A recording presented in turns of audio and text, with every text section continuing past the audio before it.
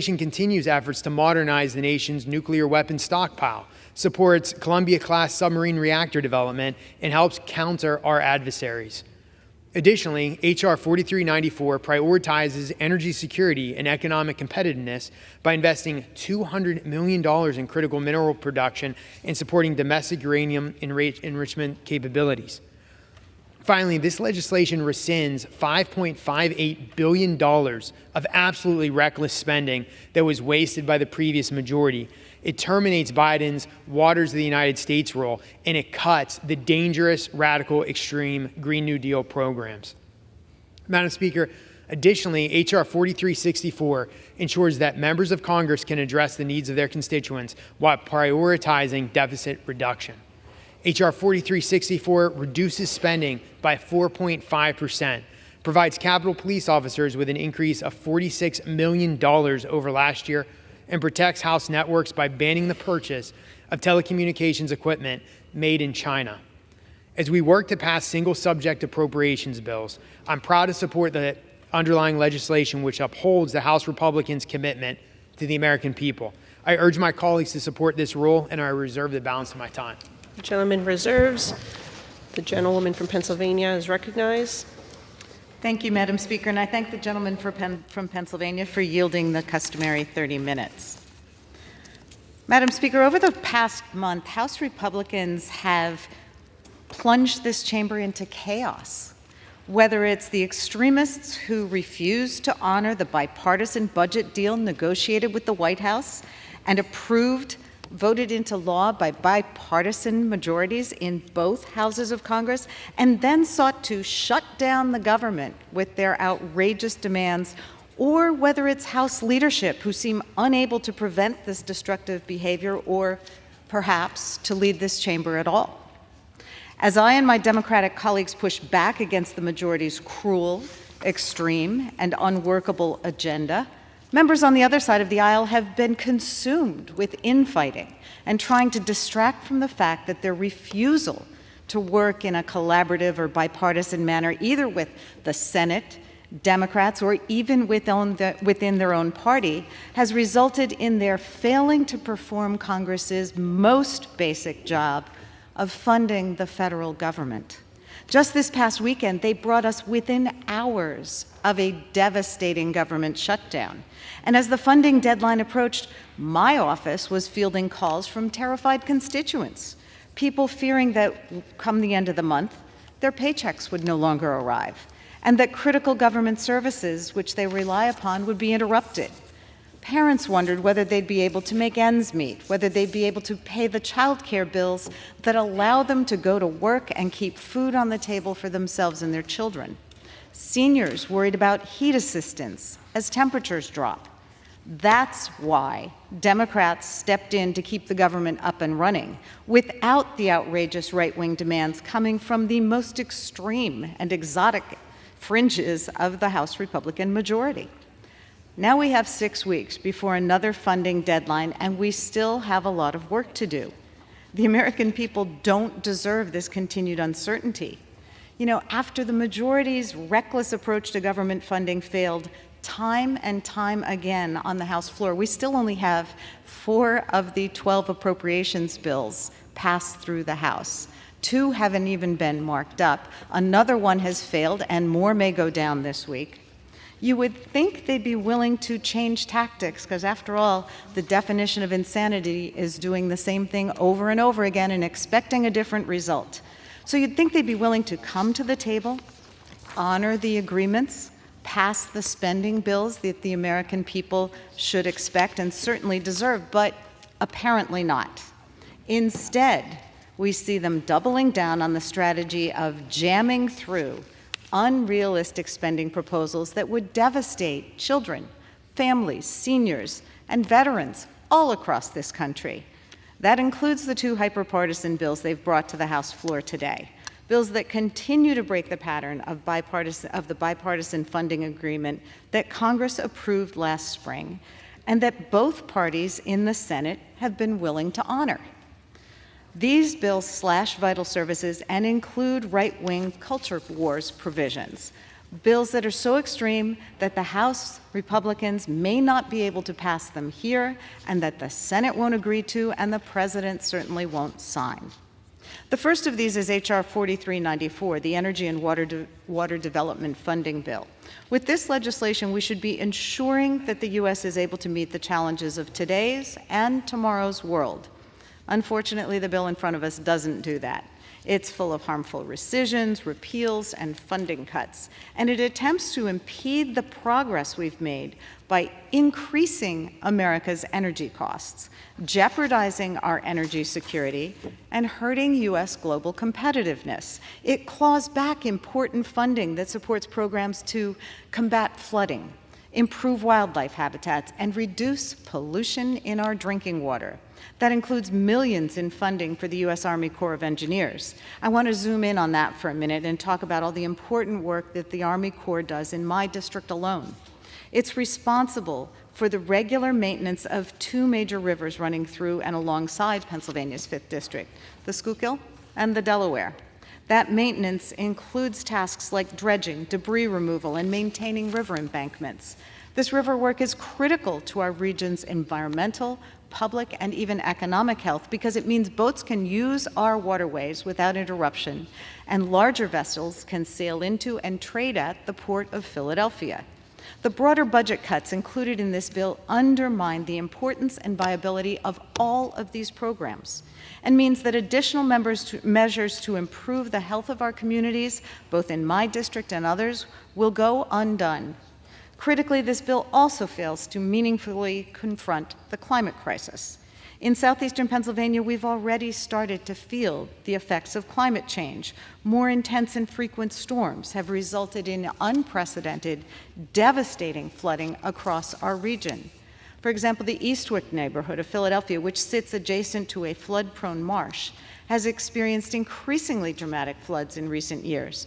About 3 years ago, Tropical Storm Isaias damaged more than 300 homes in this low-lying area.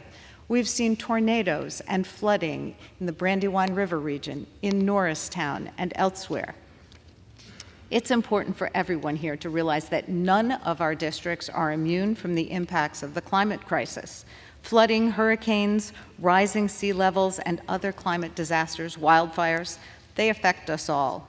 My Republican colleagues' denial of this fact would only leave us extremely unprepared and would prevent us from doing anything proactively to address these growing threats and help our communities be more resilient.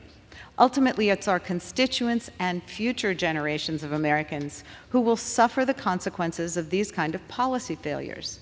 Additionally, just as families have started taking advantage of provisions in the Inflation Reduction Act that reduce their home energy costs, this bill would increase energy bills for hardworking Americans.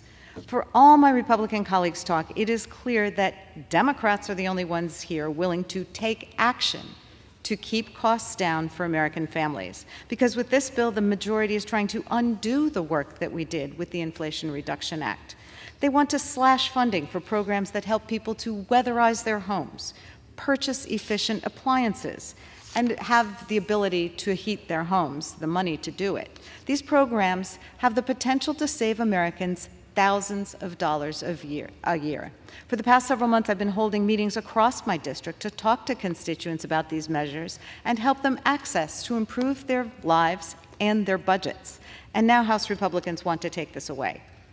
This bill also blocks funding for initiatives that direct investments to our underserved communities most overburdened by pollution. My region has long struggled with dangerous air quality and its negative health impacts, leading to high rates of cancer and some of the highest rates of childhood asthma in our nation. Federal investment is needed to ensure that kids in my district and across the country can grow up healthy and have bright futures. But in kneecapping this important work, it seems that my colleagues on the other side of the aisle are more concerned with catering to polluters than the health of our children, and I find that incredibly disappointing. We're also considering today H.R. 4364, the legislative branch funding bill. Unfortunately, this legislation undermines the important work of this institution and threatens Congress's ability to move into the future and serve its constituents and America today, rather than in the 19th century or so. I served on the bipartisan Select Committee on the Modernization of Congress for 2 years. And since then, I've followed its subsequent work to produce recommendations on how to make Congress work better for the American people. Ultimately, that committee passed over 200 bipartisan recommendations, including recommendations related to diversity and inclusion among our staff here in Congress. Leading businesses around the globe have embraced diversity and inclusion because they know that a diverse workforce is more effective. Despite the successes we've seen in other sectors, it seems my Republican colleagues here in the House want to go backwards. Troublingly, they want to eliminate the Office of Diversity and Inclusion here on Capitol Hill. A well-functioning legislative branch is critical to our democracy, and I know our democracy is strongest when members of Congress and their staff look like the America we're here to represent. We should all want to serve our constituents in the best way we possibly can, and we can only do that if we give our institution the tools and the staff to achieve progress with the times and truly represent our modern nation. Unfortunately, this bill would undermine that goal. Even after flirting with a disastrous shutdown, my Republican colleagues are still trying to force through spending bills they've written in back rooms with no bipartisan agreement, riddled with cultural poison pills and devastating cuts. They do so knowing that these bills are so extreme that their passage is imperiled here in the House, and it's a fiction if they think it's going through the Senate or that it will be signed into law by the President. And this continued dysfunction only hurts America and throws our country into chaos. The bottom line is, the House needs to do better than this. The American people deserve better than this. I strongly oppose both of these bills, and I reserve the remainder of my time. Gentlewoman reserves. Gentleman from Pennsylvania is recognized. Thank you, Madam Speaker. I've got to share a story about Secretary Granholm because you just can't make this stuff up. And NPR reported this story, which makes it even more rich. So Secretary Granholm took a 4-day EV propaganda road trip on the taxpayer's dime. That turned into an absolute nightmare for the secretary. At a stop in Georgia, there was only one available EV charging station for the secretary's motorcade. So what did she do? Well, they had the Department of Energy, their advance team, who were traveling in gas-powered vehicles, I might add. They had that advance team go in and reserve a spot while others waited in long lines, battling the summer heat. Rightfully, a family that was traveling with a baby actually called the police on Secretary Granholm and her advance team. Earlier this year, Granholm stated, and I quote, "We can all learn from what China is doing," end quote, regarding climate policies. Well, let's just talk about what China is doing, because that is about as laughable as the story about her failed propaganda trip. China emits 30% of the world's global emissions. They emit more than the developed world combined. They emit more than the United States, the EU, and Japan combined. By far the largest polluter in the world. My friends across the aisle, they'll say nothing to criticize China, by the way. China's coal-fired power plants generate more than 23% of all forms of US energy combined. And they are allowed to increase their emissions through 2030 under the laughable Paris Climate Accords. We could all laugh at this if it wasn't for the devastating effects that Democrats' climate policy has on the working class in America and for our competitive edge on our #1 adversary on the world stage, and that is China. With that, I reserve. Gentleman reserves. The gentlewoman is recognized. Thank you, Madam Speaker. I would like to yield 2.5 minutes to the gentleman from Massachusetts, the distinguished ranking member of the Committee on Rules, Mr. McGovern. Gentleman is recognized. I thank the gentlelady for yielding. Let me just say to the gentleman from Pennsylvania, nobody has been tougher on China than yours truly here. And I take a back seat to no one, and I don't want to be lectured. Madam Speaker, I wasn't going to speak on this rule today, but I feel compelled to say something because I see a pattern developing that I think needs to be called out. And it needs to be called out plain and simple. They are taking their awful appropriation bills on agriculture and foreign policy and now energy and water and legislative branch. And as the gentlelady from Pennsylvania pointed out, they all have these deep cuts. And then they are loading them up with MAGA culture war crap. I think people ought to understand in plain terms what they are doing. So let's focus on some specifics. They say it's about woke Democrats this and woke Democrats that. I mean, give me a break.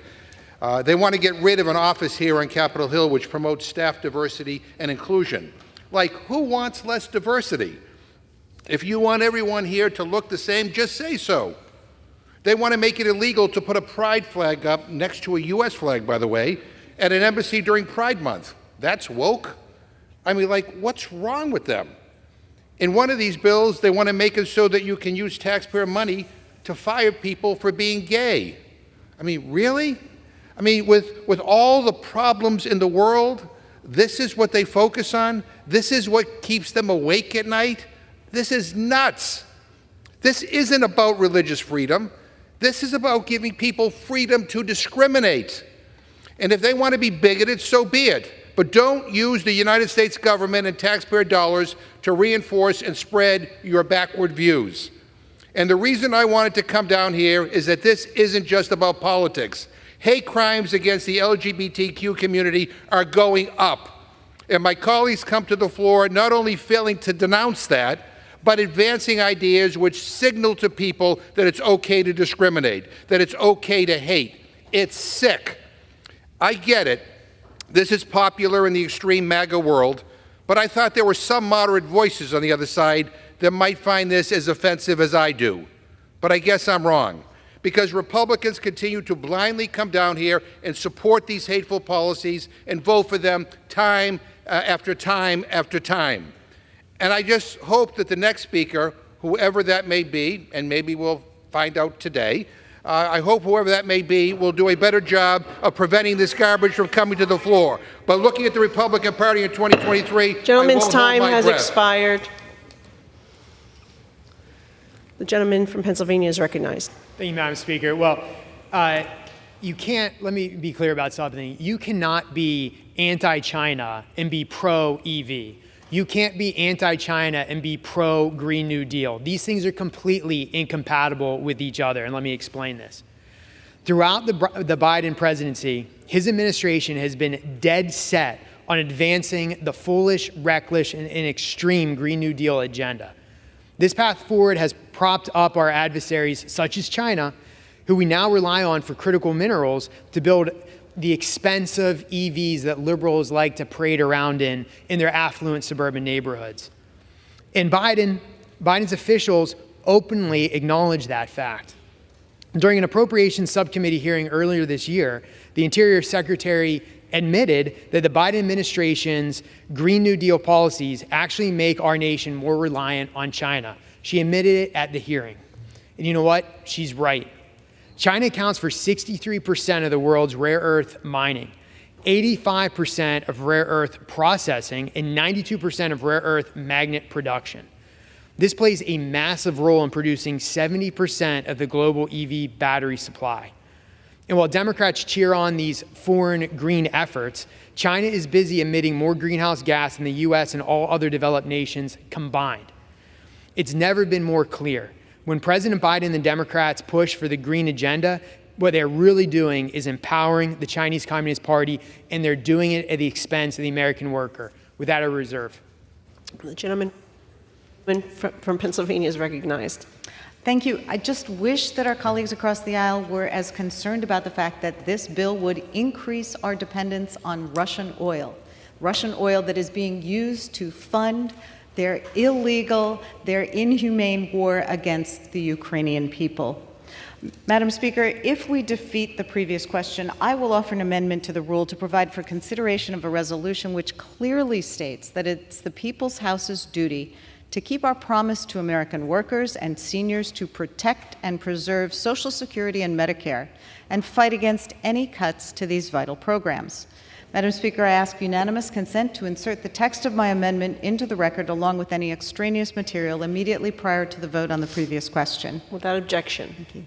Madam Speaker, now to discuss our proposal, I yield 2 minutes to the gentlewoman from California, Ms. Kamla Gardav. The gentlewoman is recognized for 2 minutes. Thank you, Madam Speaker. I have to tell you there is a virus infecting this Congress, and it is not the Rona. It is Republican testosterone poisoning. All year long, we have heard not one peep from Republicans about Social Security or Medicare. Nothing. They have been passing legislation that erodes the health protections of Americans and then high-fiving after these horrible bills pass. But they won't admit that 63 million seniors will be hurt by their cuts to Social Security. So watch out, Granny, because they are coming for you. Or that they will cut the lifeline of millions that depend on Medicare to survive. Instead, we've been stuck in this Republican romper room. The American people don't want to hear your lies, and they don't want to watch your Republican civil warfare meltdown.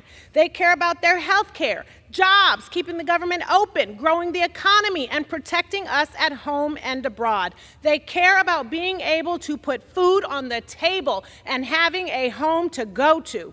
They care about having a Social Security check in the mail, one that they were promised for their years of work. They care about what's real to them, and you're not it. For this reason, I asked my colleagues to defeat the previous question so that we can bring up H.R. 178, an important piece of legislation affirming the House's commitment to protecting Social Security and Medicare. With that, I yield back the balance of my time. Members are reminded to direct their comments to the chair and not to other members, and I would like to recognize the gentleman from Pennsylvania. Thank you, Madam Speaker. You know, it's quite the intellectual yoga exercise to somehow say that Republicans are encouraging Russian gas. It's the exact opposite. Let's think about it. Do you know why there's Russian oil tankers in the harbor in Boston? It's because far-left radical activists, namely the entire Democratic Party, have decided to cancel a pipeline that should have been running from Philadelphia into New England called the Constitution Pipeline that would have brought clean natural gas from Pennsylvania into New England. So the residents there have cheap, abundant natural gas, and they're not forced to buy dirty gas, dirty petroleum from Russia. But again, the intellectual gymnastics and yoga is quite amazing.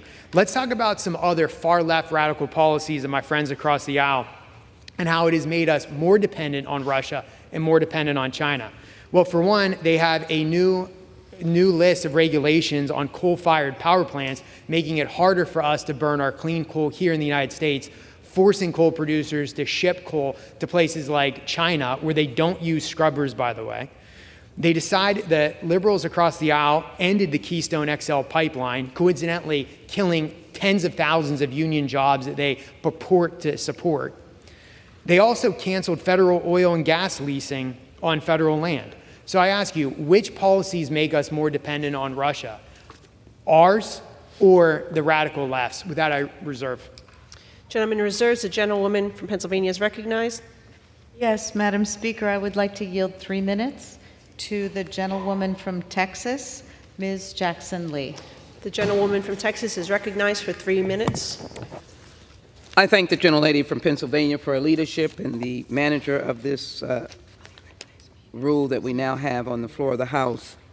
I stand here in the name of so many Americans that live in cities and rural communities that are so dependent on the federal funding that helps to bridge local government's funding, and also those who are most vulnerable in our nation.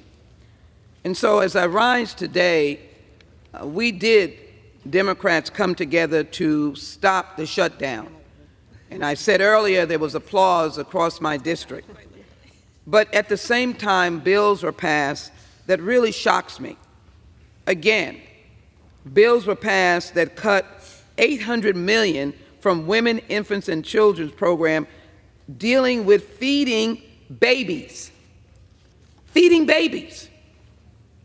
And then one of the most talked about issues across America, we just saw something where Habitat for Humanity is building 39 homes under the name of the great President Jimmy Carter and his wife. And here we are cutting $1 billion to $500 million from the Home Investment Partnerships Program that directly deals with the funding that is necessary. Can you believe cuts in Medicare? Can you absolutely believe that that is what's happening, and the bills are being passed by the Republican majority? Now, I thought they were concerned about Homeland Security. I served on this committee since 9/11, but border management funding has been severely cut. shelter and services programs, the very programs that are needed by those who come seeking asylum, or even those who come whose asylum will be rejected. But the burden is on those local cities. And the USCIS, Transportation Security Administration, all receiving cuts. And then, of course, we are dealing with this particular legislation, Ledge and Energy and Commerce. It is important to note that funding dealing with water, dealing with climate, dealing with renewables are all being cut. I offered amendments in particular to deal with water that was not accepted. I offered amendments to ensure that DACA residents could be hired, which we have done before. Those are individuals that did not spend any time in their foreign land, brought here as children, and are now doctors, paramedics, lawyers, teachers because of the DACA program, and we cannot hire them. How insensitive is that? And then the attacks against the LGBTQ plus community. All of the amendments throughout the entire time that have attacked them. And to get rid of the diversity office that we work so hard for, to ensure that this Congress, the People's House, United States Senate, reflects the wonderment of America, this wonderful experiment that the world looks to and says how great this land is. My country, 'tis of thee, sweet land of liberty. That is what America is to people. How can we, appropriations after appropriations, put these poison pills? So we stopped the shutdown, but I can say to you is there's more work to be done. We don't know what the vote will be on the floor today, but I want whatever happens, as I've said before, to be for the best for the American people. That's Democrats leading. I yield time back. has expired. The gentlewoman reserves. The gentleman from Pennsylvania is recognized. Thank you, Madam Speaker. I'd like to yield 4 minutes to my good friend from New York and fellow member of the Rules Committee, Mr. Langworthy. Gentleman is recognized for 4 minutes. Thank you to the gentleman from Pennsylvania, my Rules colleague. Madam Speaker, the Biden administration, through the Department of Energy, is making life harder for Americans and jeopardizing our energy security. Through gradually increasing efficiency standards, rebate programs, and other regulatory carrot and stick measures, this administration is determined to take perfectly reliable, affordable, and efficient appliances off the market and out of reach for ordinary Americans. The regulatory agenda being carried out at the Biden Department of Energy is a death by 1,000 cuts strategy that will leave Americans sincerely worried about how they will be able to afford to heat their homes in the coming years. From gas stoves to furnaces to air conditioners, the Biden administration is forcing Americans away from appliances and technologies that genuinely work and pushing them towards more expensive and less available options. Time and again, the left tells us that this hardship is the price we all must pay for a so-called greener and cleaner future. But in fact, these draconian measures do little to achieve that future, while depriving Americans of a quality of life we once took for granted. Madam Speaker, I'm proud to support the underlying legislation, H.R. 4394, because it will put the brakes on the out-of-control, out-of-touch regulatory state that has been unleashed on the American people by the Biden administration. This legislation rescinds billions of dollars in wasteful spending from the poorly named Inflation Reduction Act that was intended to force Americans away from affordable and reliable appliances and towards more expensive and less reliable options. I strongly encourage my colleagues to support this rule and this underlying legislation today, and I yield back the remainder of my time. Reserve. Thank you. The gentleman reserves. The gentleman from Pennsylvania is recognized. Thank you, Madam Speaker. I would like to yield 4 minutes to the gentlewoman from New Mexico, a distinguished member of the Rules Committee, Representative Leisure Fernandez. The gentlewoman from New Mexico is recognized for 4 minutes. Thank you. Just 3 days ago, Democrats voted to keep our government open. We told America how Republicans were slashing vital programs in their extreme appropriations bills. We voted down the Republican plan to drastically cut programs that keep our babies, children, and their mothers from going hungry, cut public school funding, cut agricultural investments, and cut support for small businesses. That's what the Republicans wanted to do, but the American people heard our warnings, and their voices rang through Congress, and finally, we had a clean continuing resolution without those cuts on the House floor. With support from the American people, Democrats led the way in keeping our government open. It is a continuation of our work from last Congress, where Democrats passed laws to make investments in our future energy independence and in our vision for world development that's been lacking for decades. In Jeremiah 29:11, the Lord says, my plan is not for you to suffer, but for you to prosper, have hope and a future. Democrats show that we are ready and willing to make that prosperity plan a reality for Americans, and especially for rural America. For too long in rural America and in rural New Mexico, our families have been leaving the farms and ranches that give us our identity, our herencia y cultura, and importantly, that give us the food we eat. Last year, Democrats passed bill after bill to change this trend. We want to invest in rural America. Through the Inflation Reduction Act and the CHIPS and Science Act, we can build the next generation of innovation in places like rural New Mexico. I'm looking forward to an enchanted innovation hub in New Mexico.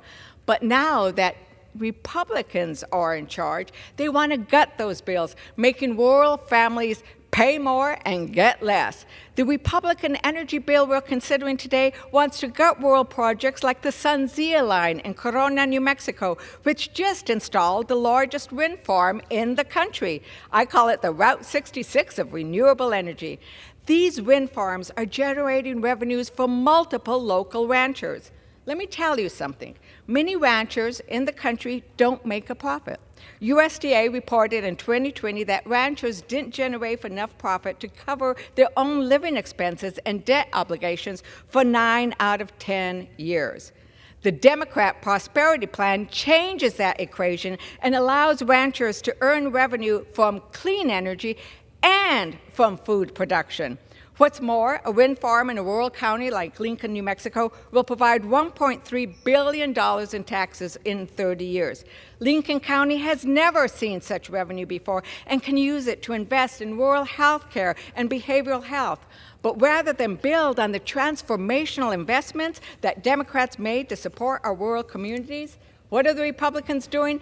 Gutting our progress. They want to look backwards. Indeed, all the appropriation bills that the Republicans are putting forth hurt American competitiveness, they hurt rural areas, and they hurt families who need to save money. Rather than incentivizing the programs that our children will need to save this planet and outcompete China, Republicans are taking us backwards. I urge my colleagues to vote for a future where the Democratic Prosperity Plan can become a reality. I urge my colleagues to vote no on this rule. And with that, I yield back. Thank you. Gentlewoman reserves. The gentleman from Pennsylvania is recognized. Thank you, Madam Speaker. Talking more about the Democratic fascination with helping China, let's go back to 2022. In 2022, gas prices hit an all-time record high. And instead of reversing the failed policies of the Biden administration that actually led to gas prices increasing at that rate, instead of doing that, Biden sold 180 million barrels from the Strategic Petroleum Reserve to temporarily lower gas prices in a cheap political gimmick. Well, what did this do? This drained our emergency energy supply to its lowest level since the 1980s, the lowest level since I was born. And who benefited the most from this? Well, it wasn't the American worker, it was China. According to the Department of Energy, China's state refining company bought 2 million barrels of strategic petroleum reserve oil in 2022. So instead of powering China's economy, House Republicans are passing legislation this week that actually lowers energy costs, that ends radical Green New Deal programs, and restores our energy independence. I reserve. Gentleman reserves. The gentlewoman from Pennsylvania is recognized. Is the gentleman prepared to close? Prepared to close. Okay. Reserve. Who's Oh, I'm sorry. I go. the gentlewoman is recognized. Okay, thank you. Funding the federal government is not a game. The American people who elect us to Congress depend on us to solve real problems. They don't send us here to play politics with their lives and our country's future. The incompetence, extremism, and infighting we've seen on display from our Republican colleagues is not serious governance. It's dangerous, it's destructive behavior, and it makes wholly clear that there are members of this body who care more about making headlines than the job they were sent here to do. Madam Speaker, our budgets reflect our priorities. Democrats are here to put people over politics, and these bills make it clear that my Republican colleagues are prioritizing scoring political points over working for American families, or strengthening this body and our democracy, or protecting our planet. Madam Speaker, I urge my colleagues to oppose the previous question and the rule, and I yield back the balance of my time. The gentleman from Pennsylvania is recognized. Thank you, Madam Speaker. I'm prepared to close, and I would yield myself the balance of my time. Madam Speaker, it's clear. President Biden's energy policies benefit our foreign adversaries, not the American worker. The Biden administration has made our vehicle market heavily dependent on communist China. The administration has also cut deals with Iran. I might remind everybody that Iran is a state sponsor of terror. And the fact that the Biden administration released $6 billion in oil revenue, they released that money that will fund terrorist operations against the United States and our #1 ally in the Middle East, Israel. And recently, the president drained our strategic oil reserve to the lowest levels, and to what end? To fuel China's economy. Earlier this year, FERC Commissioner Mark Christie predicted in a Senate hearing that our energy grid is, and I quote, heading for a very catastrophic situation, end quote. And why is this? Well, it's because of the far left's rush to foolish green policies. This is the wrong path to go down. That's why I'm proud to support the underlying legislation, which restores the strategic petroleum reserves. It also helps our national security mission, increases funding for our ports and inland waterways, like the locks and dams that run through my district, and it invests in our nation's security. After the previous majority spent $3 trillion outside of the appropriations process, this legislation actually reins in billions of dollars to reduce our out-of-control national debt. Under House Republicans, we have passed legislation to lower energy costs for the American family, reformed our permitting process, allowed the Mountain Valley Pipeline to finish construction, and preserved vehicle choice in the marketplace. This legislation before us keeps up that commitment to the American people. I urge my colleagues to vote yes on the previous question and yes on the rule. With that, I yield back the balance of my time, and I move the previous question on the resolution. The question is on ordering the previous question on the resolution. Those in favor say aye. Those opposed say no. In the opinion of the chair, the ayes have it.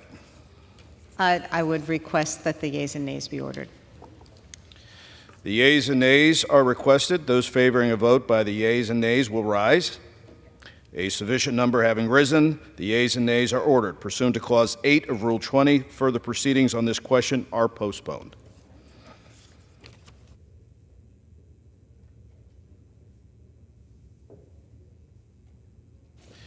Pursuant to Clause 12A of Rule 1, the Chair declares the House in recess subject to the call of the Chair.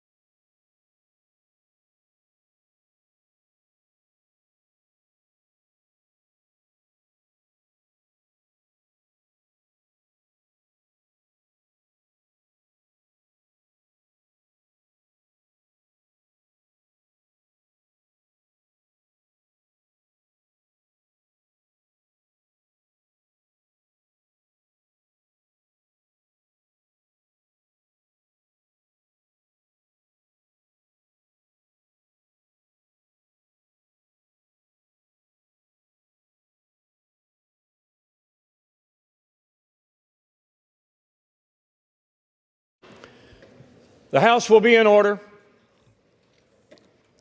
Proceedings will resume on questions previously postponed. Votes will be taken in the following order. Ordering the previous question on House Resolution 756 and adoption of House Resolution 756 if ordered. The first electronic vote will be conducted as a 15-minute vote. Pursuant to Clause 9 of Rule 20, the remaining electronic vote will be conducted as a 5-minute vote. Pursuant to Clause 8 of Rule 20, the unfinished business is the question on ordering the previous question on House Resolution 756, on which the yeas and nays were ordered. The clerk will report the title of the resolution. House Calendar Number 45, House Resolution 756, Resolution providing for consideration of the bill, H.R. 4394, making appropriations for energy and water development and related agencies for the fiscal year ending September 30th, 2024, and for other purposes, and providing for consideration of the bill, H.R. 4364, making appropriations for the legislative branch for the fiscal year ending September 30th, 2024, and for other purposes. The question is on ordering the previous question. Members will record their votes by electronic device. I remind my fellow colleagues, this is a 15-minute vote.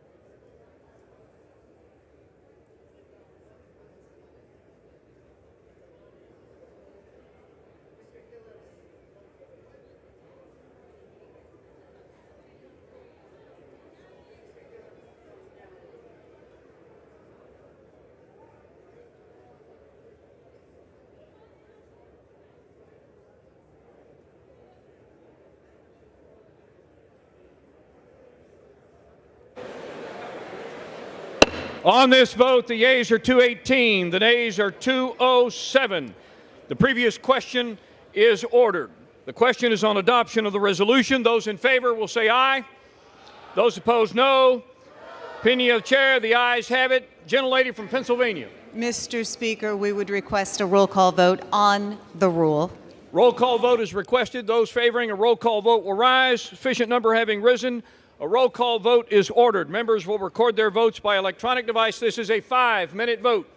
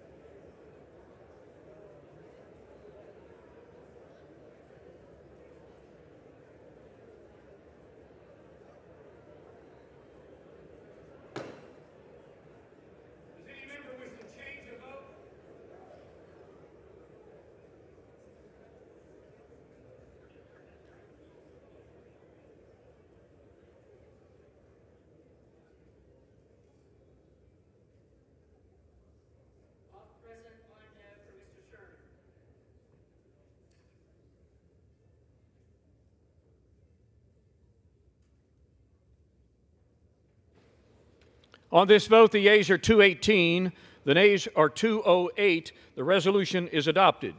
Without objection, the motion to reconsider is laid on the table. For what purpose does the gentleman from Florida seek recognition?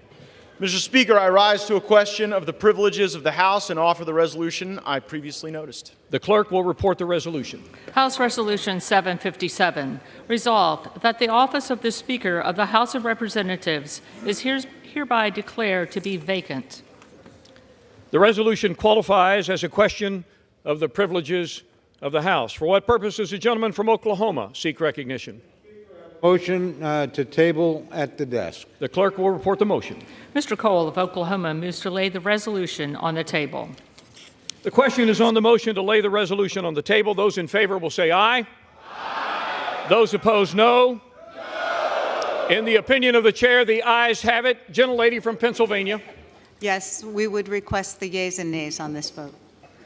The yeas and nays are requested. Those favoring a vote by the yeas and nays will rise. Sufficient number having risen, the yeas and nays are ordered. Members will record their votes by electronic device. This is a 15-minute vote.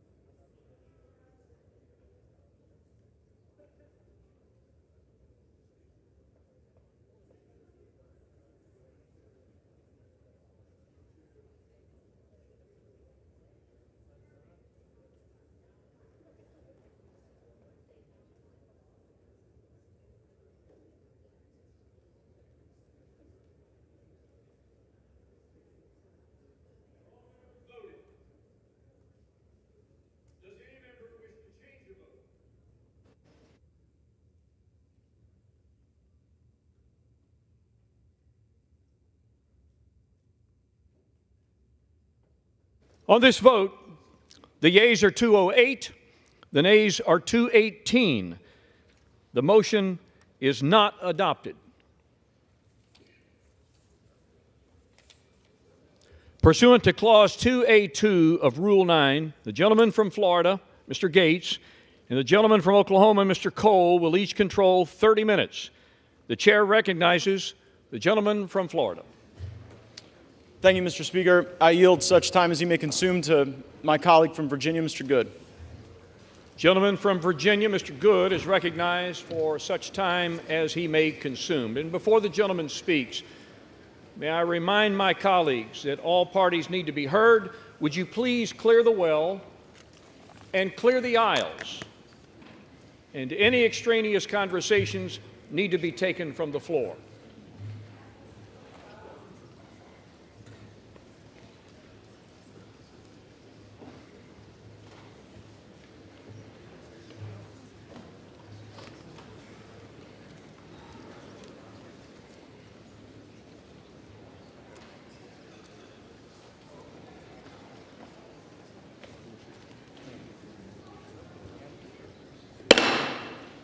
Gentleman from Virginia is recognized. Thank you, Mr. Speaker. Like so many others, I deeply regret that we are here in what was a totally avoidable situation. I must take you back to January, however, which for many of us was about not repeating the failures of the past and letting Republican voters across the country down once again, when in the past, for many years, when Republicans have had majorities in this chamber, we have passed our major spending bills predominantly with Democrat votes, something the other side of the House has never and would never do with majority control. Back in January, I expressed my concern that the previous 2 years, during my first term here in this House, we had not used every tool at our disposal to fight against the harmful, radical Democrat agenda that is destroying the country, bankrupting the country, and under which the American people are suffering. But most in here wouldn't know that I helped persuade my 5 colleagues who comprised the remaining resistance in the wee morning hours of January 7 to switch our votes to present to let Mr. McCarthy become Speaker.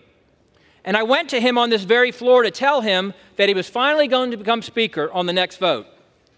In that moment, it was clear to me that I or we could have asked for anything in exchange for switching our votes to present, but I and we asked for nothing. The very next week, I requested and had a meeting with Speaker McCarthy to tell him he had my full support and that I wanted him to be successful because the country needed him to be successful. In the ensuing months, I helped him narrowly pass the Parents' Bill of Rights and the Limit, Save, Grow bill. I think both of those by just 1 or 2 votes, helping persuade some of my most conservative colleagues to come along despite some of the concerns they had with those bills.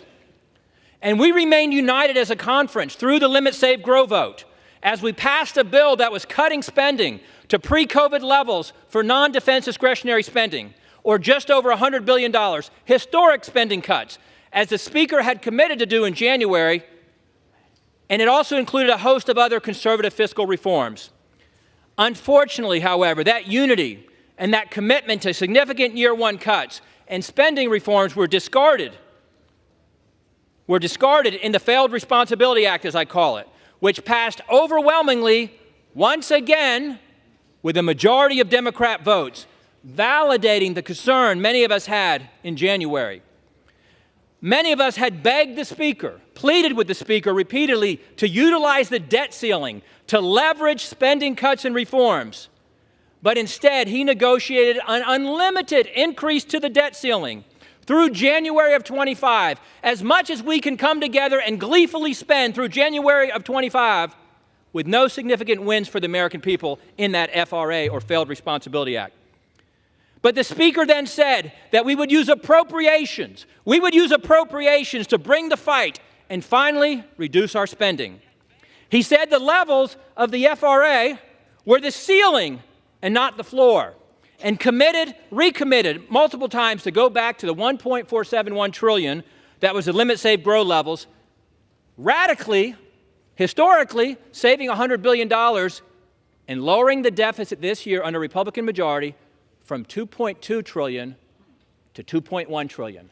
That's what we were asking the Republican House to do, to go to $2.1 trillion. Meanwhile, the Speaker had committed to bring a balanced budget vote to this floor, something that still has not happened, despite the work that's been done in our Budget Committee to mark it up and have it ready to come to the floor. He also promised that we would bring all 12 appropriation bills well before the September 30 fiscal deadline. We did not. We simply, as Republicans, needed the Speaker to cast the vision, request the support of the entire conference, all of whom voted for the limit, save, grow levels, except for 4 who wanted to go even further, to lead us in joining him, sticking with him, supporting him, and sending the most conservative spending bills with the most conservative cuts possible to the Senate as the best starting position for negotiations with the Senate.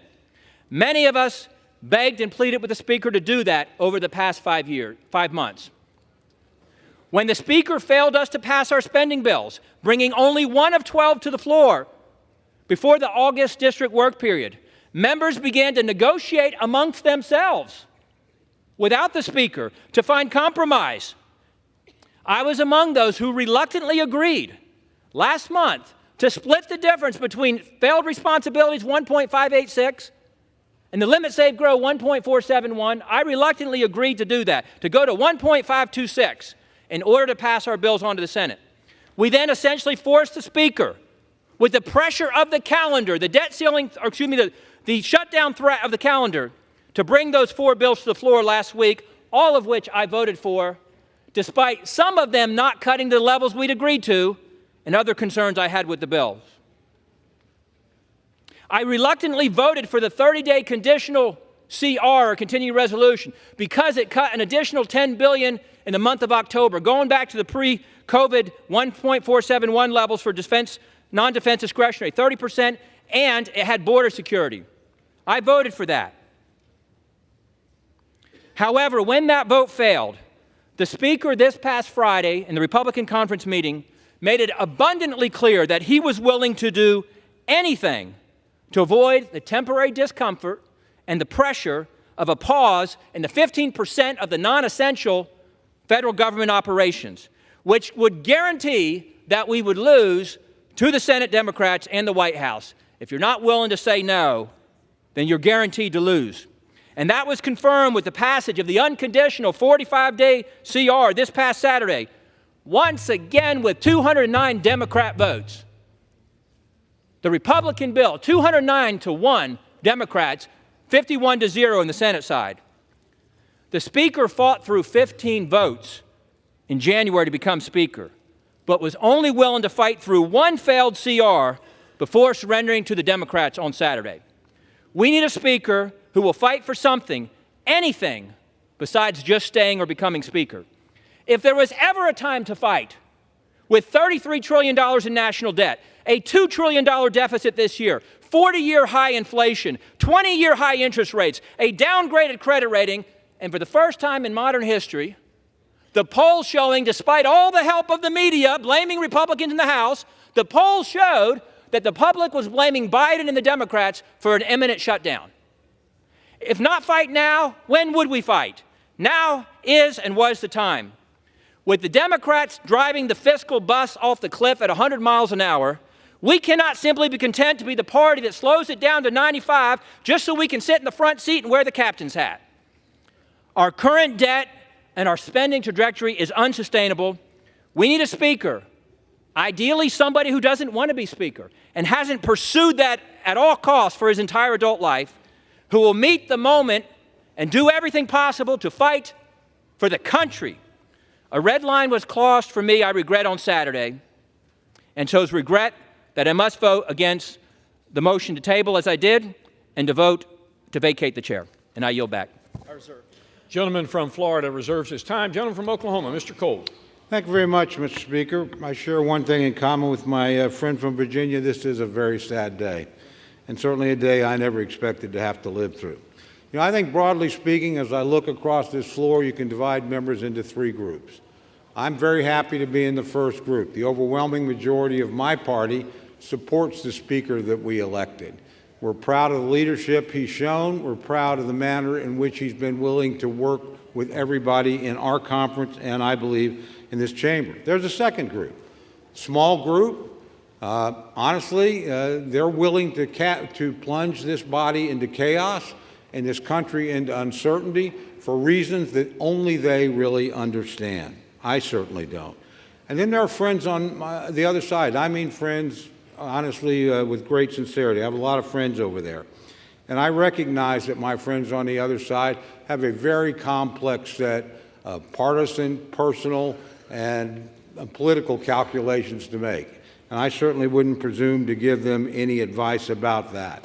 But I would say, think long and hard before you plunge us into chaos, because that's where we're headed if we vacate the speakership. You know, I personally think there's really three reasons why we've come to this point. That's because at each three of these critical minutes, the Speaker did the right thing. First, there was a Speaker vote. You know, he got 85% of the vote in our conference, 90% of the vote from Republicans on this floor. Yet we had a small group that decided, no, they would dictate what they want. He didn't let that happen. He fought. Now, he fought for himself, but he fought for 90% of us, too, that wanted him to be the Speaker. And I appreciate that. Then, of course, we had the debt ceiling deal. Nobody here thought he could pass a bill. Nobody in America thought he could pass a bill. He did what speakers are supposed to do. He passed the bill. Then he sat down and negotiated with a Democratic Senate and a Democratic president and came back with a good deal, a deal that will limit spending. He did the right thing. Finally, last Saturday on this floor, we were on the verge of a government shutdown that the vast majority of members in this chamber did not want. A substantial majority on my side, an overwhelming majority on the Democrat side. He put his political neck on the line, knowing this day was coming, to do the right thing for the country, without a doubt. My friends and I agree on that, whether or not we agree on the Speaker. He did the right thing. He did the right thing, I think, for this institution. He showed it could function in a time of crisis. And finally, I think he did the right thing for our party.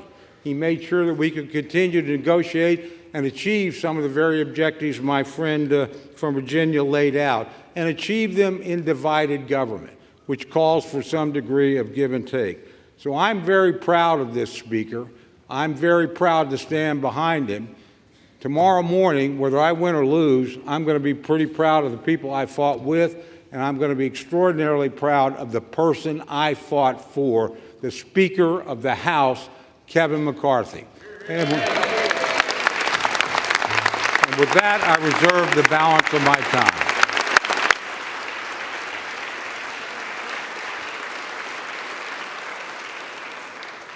Gentleman from Oklahoma's time is reserved.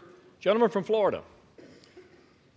Mr. Speaker, my friend from Oklahoma says that my colleagues and I who don't support Kevin McCarthy would plunge the House and the country into chaos. Chaos is Speaker McCarthy. Chaos is somebody who we cannot trust with their word. The one thing that the White House, House Democrats, and many of us on the conservative side of the Republican caucus would argue is that the thing we have in common, Kevin McCarthy said something to all of us at one point or another that he didn't really mean and never intended to live up to. I don't think voting against Kevin McCarthy is chaos. I think $33 trillion in debt is chaos. I think that facing a $2.2 trillion annual deficit is chaos. I think that not passing single subject spending bills is chaos. I think the fact that we have been governed in this country since the mid-90s by continuing resolution and omnibus is chaos. And the way to liberate ourselves from that is a series of reforms to this body that I would hope would outlast Speaker McCarthy's time here, would outlast my time here, and would outlast either of our majorities. Reforms that I have heard some of the most conservative members of this body fight for, and some of the reforms that we've been battling for that I've even heard those in the Democrat caucus say would be worthy and helpful to the House, like open amendments, like understanding what the budget is. We have been out of compliance with budget laws for most of my life, most of many of your lives. And by the way, if we did those things, if we had single subject bills, if we had an understanding on the top line, if we had open amendments, if we had trust and honesty and understanding, there would be times when my conservative colleagues and I would lose, might be a few times when we'd win. There'd be times that we would form partnerships that might otherwise not be really predictable in the American body politic, but the American people would see us legislating. These last few days, we've suspended the momentum that we had established the week earlier, where we were bringing bills to the floor, voting on them, staying late at night, working hard. That's what the American people expect. It's something Speaker McCarthy hasn't delivered, and that's why I've moved to vacate the chair. I reserve. Gentleman's time is reserved. Gentleman from Oklahoma, Mr. Cole. Thank you very much, Mr. Speaker. I yield 2 minutes to my very good friend, Mr. Emmer from Minnesota. Gentleman from Minnesota, Mr. Emmer, is recognized for 2 minutes. Thank you. Kevin McCarthy has earned this. Under Speaker McCarthy's leadership, our House Republican majority has actually defied all odds and overperformed expectations again and again and again. It all started with a speaker's race, when our Speaker, Kevin McCarthy, showed the American people how he would never give up. It carried over into the Speaker spearheading a rules package to create the most transparent, member-driven legislative process that I've ever seen since I've been here. And since then, Speaker McCarthy's Republican majority has been successful in bringing common sense back to our nation's capital by passing legislation to affirm a parent's right to be involved in their child's education, bolster American energy production, fully fund veterans' care and benefits, fight back against the regulatory state, and continue delivering on our promise to rein in Democrats' reckless spending by passing fiscally responsible appropriations bills. We've also achieved historic conservative wins like passing the strongest border security legislation in history, passing the first Republican-only NDAA in history, and passing the first Republican-only state and foreign operations appropriations bill. So many Americans are better off because of Kevin McCarthy's leadership. American families, job creators, entrepreneurs, service members, law enforcement officers, and the list goes on and on. These are just a few of our House Republican majority successes. But make no mistake, we need Kevin McCarthy to remain Speaker if we're going to stay focused on our mission of delivering common sense wins for the American people. We've shown Americans what success looks like when we come together as a team. Now it's time for us to stand together stronger than ever so we can get back to the work our majority was elected to do. I'm proud to support the Speaker as we continue championing conservative priorities that will put our country on a better path. Thank you, Speaker McCarthy. Gentleman from Florida. I yield back.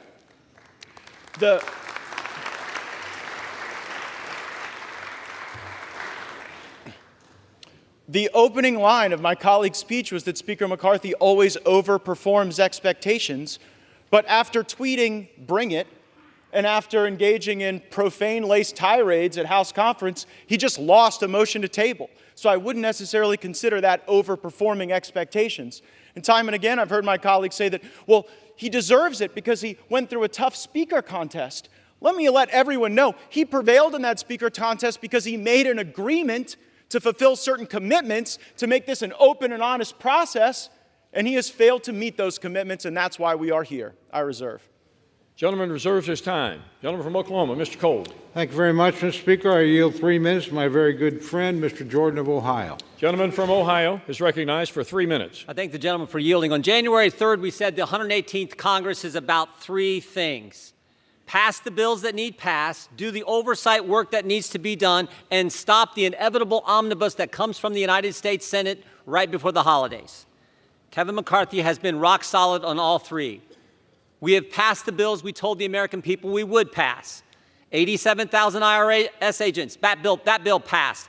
Parents' Bill of Rights, that bill passed. Energy legislation passed. Border security, immigration enforcement legislation, the strongest bill ever to pass the Congress, passed earlier this year. We have done what we told them we were going to do. We can't help it the Senate won't take up those good common sense bills. They'll have to answer to the American people come Election Day. Oversight. We have done the oversight that we're supposed to do. Because of our oversight, we know that parents were targeted by the Department of Justice. Because of our oversight, we know that 51 former Intel officials misled the country weeks before the most important election we have. And because of our oversight, the Disinformation Governance Board at the Department of Homeland Security is gone. Because of our oversight, the memo attacking pro-life Catholics has been rescinded. Because of our oversight, unannounced visits to Americans' home by the Internal Revenue Service has stopped. That happened under Speaker McCarthy. And on the third one, on this side of it, we know there's a big old ugly bill coming at the end of the year, all kinds of spending, all kinds of garbage in it. We're still in that fight. Frankly, to Matt's point, we don't know how that one's going to shake out. But we do know this. We do know this. On Saturday, we didn't take the Senate's bill. They tried to send over and shove it down our throats on Saturday. We didn't take that bill. And it was a tough position he was in. Option one was to send a long-term CR over there that would have leveraged the 1% cut, something a bunch of us voted for, both parties. Couldn't get the votes for that one. Second option was to focus on the one issue the country now is completely focused on, the border issue. We couldn't get the votes for that one either. But when the Senate tried to send us that bill, he said no to it. I think the Speaker has kept his word. I know my colleagues and friends are saying different. I think he has kept his word on those three things that we talked about on January 3rd, and frankly, that entire week. He has kept his word. I think we should keep him as Speaker. I yield back.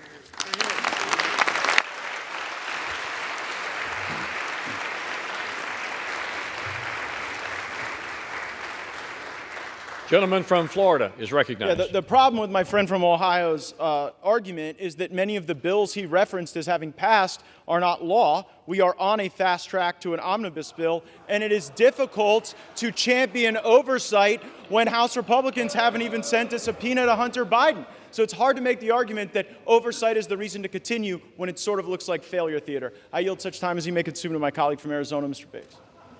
Gentleman from Arizona is recognized. How much time? What he consumes. So much as he may consume. Thank you, Mr. Speaker. This is a serious time.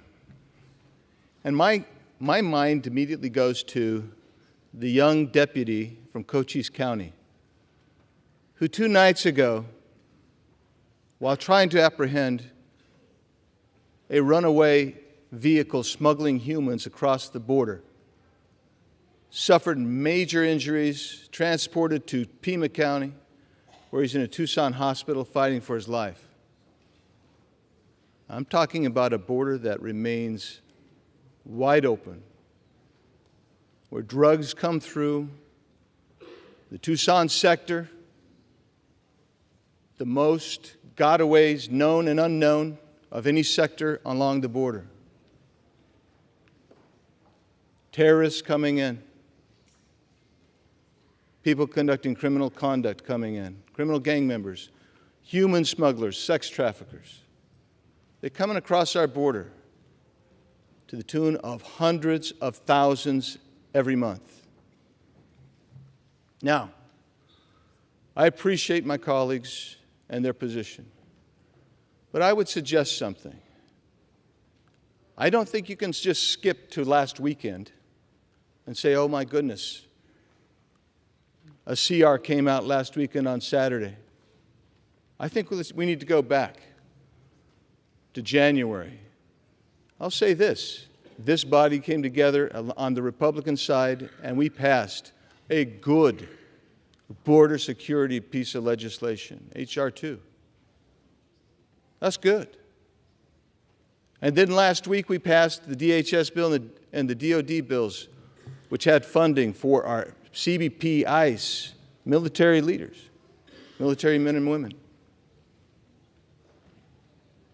But why were we successful in doing that? What happened to motivate us to get there?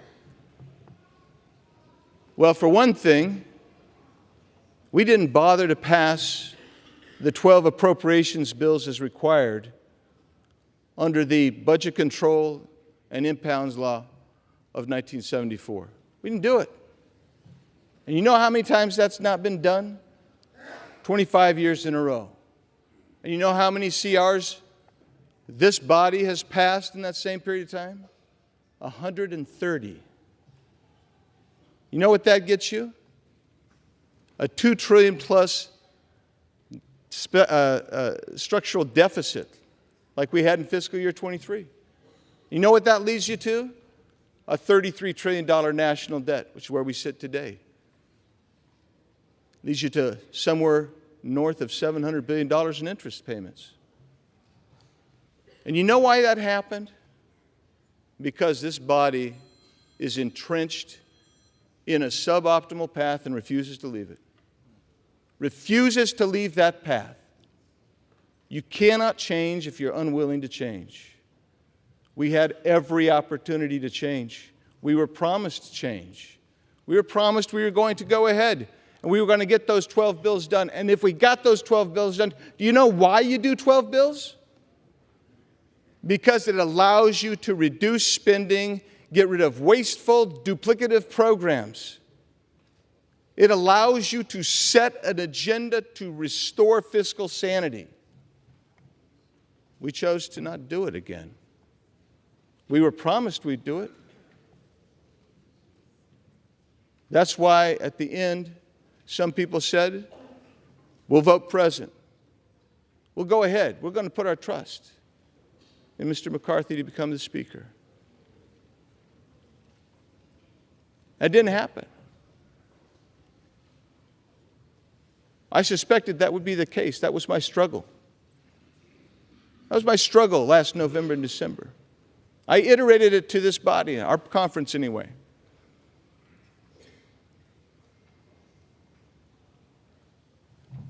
When we got to the debt ceiling, again, that seemed to spring upon everybody like a surprise. And when that happened, I was in there for some of those negotiations on where that number would be. And I was astonished how that $1.5 trillion number was negotiated. Unbelievable. Unbelievable. But I will tell you this.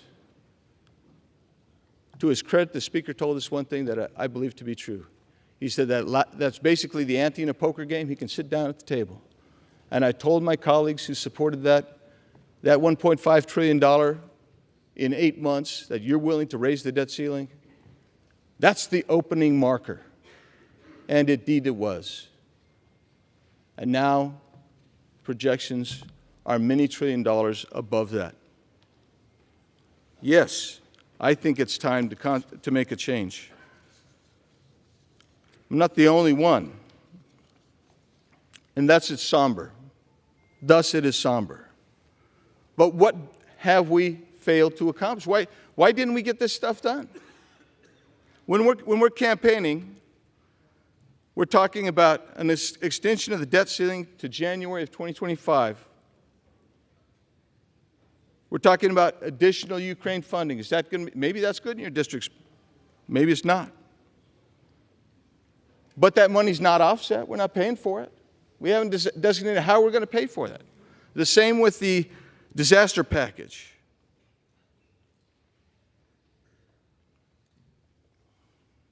The IRS remains 80% increased. And I would tell you, I could go down the list, but I will just tell you why this happens. When you don't do your 12 budget bills, and you rely ultimately on a CR, and I'll get to the calendar in a second, what happens is you cannot leverage this administration to actually enforce the border laws that you need to have enforced. This is a lawless Biden regime. They will not enforce border laws. And we can pass them till we're blue in the face. But until you leverage the budget and the spending, you will not see enforcement by this administration. So now take a look at the calendar that we were just provided last week. We're supposed to finish by November 3rd our 12 bills. By November 17th, that's when we're supposed to see that the conference committees have come together, both sides, and we've resolved this. I don't believe that that's going to happen. It wasn't going to happen before. You were betting on the come again. At some point, I'd urge you to stop betting on the come and bet on the reality.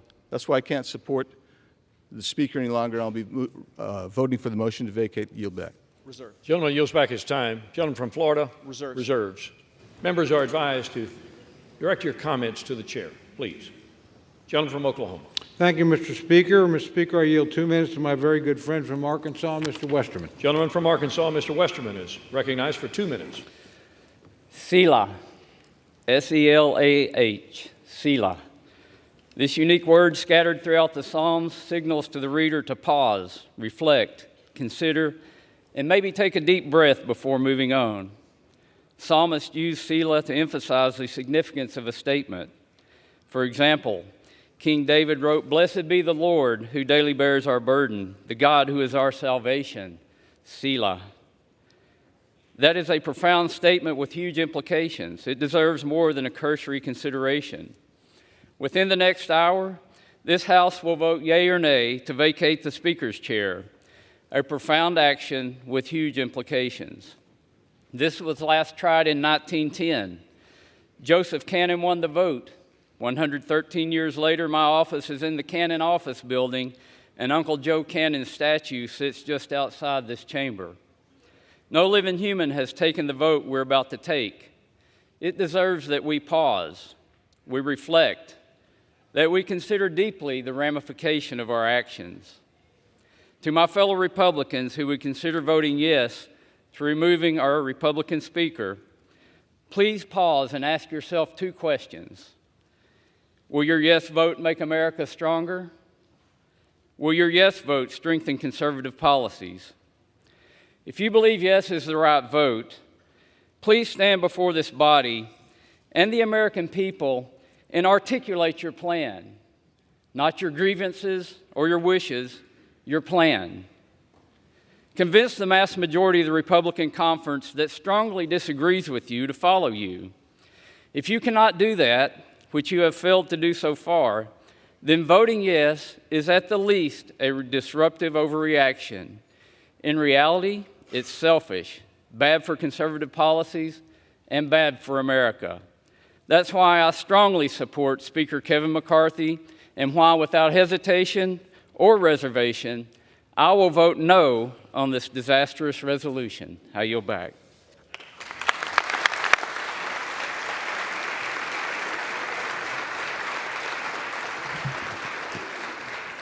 Gentleman from Florida.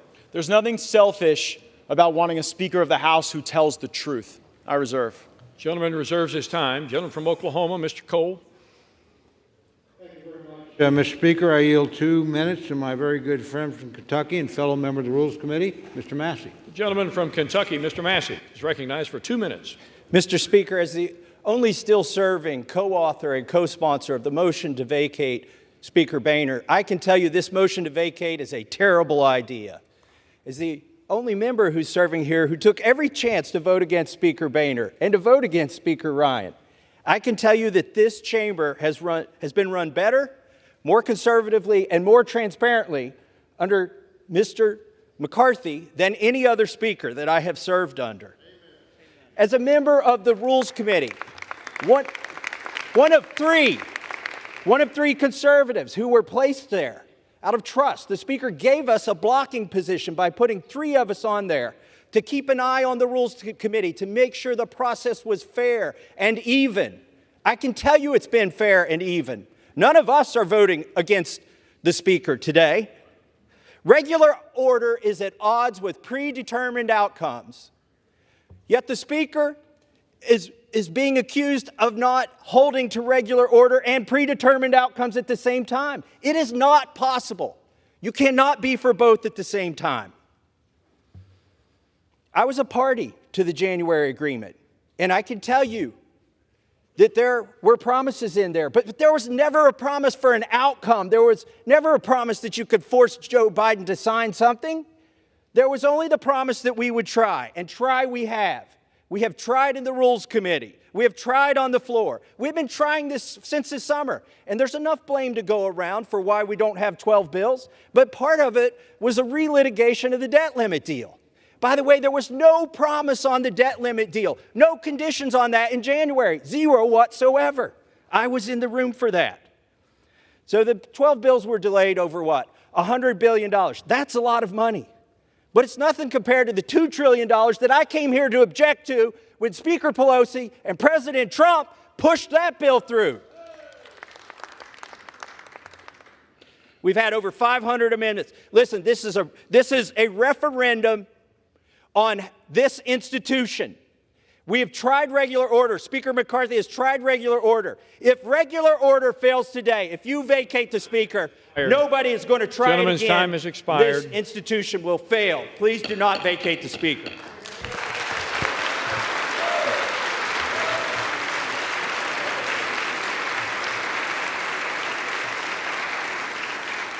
Gentleman from Florida. I reserve.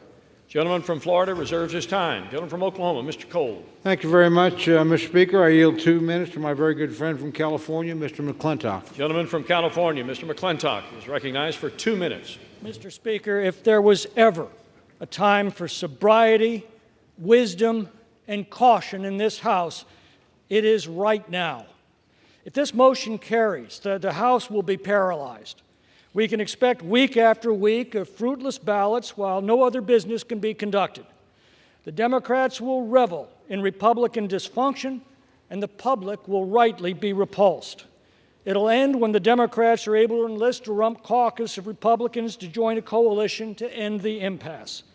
This House will shift dramatically to the left and will effectively end Republican House majority that the voters elected in 2022. And this, in turn, will neutralize the only counterweight in our elected government to the woke left's control of the Senate and the White House at a time when their policies are destroying our economy and have opened our borders to invasion. There are turning points in history whose significance is only realized by the events that they unleash. This is one of those times. We are at the precipice. There are only minutes left to come to our senses and realize the grave danger our country is in at this moment.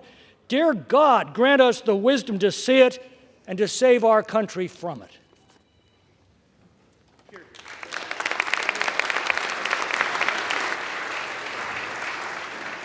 Gentleman from Florida. Mr. Speaker, there is nothing sober, wise, or cautious about the path we are on. We are on a path to financial ruin if this House does not take a different posture, a different procedure, and yield toward different outcomes and a better future. I reserve. Gentleman reserves his time. Gentleman from Oklahoma, Mr. Cole. Thank you very much, Mr. Speaker. I yield 1.5 minutes to my very good friend from Florida, Mr. Jimenez. 1.5 minutes. Gentleman from Florida is recognized for 1.5 minutes.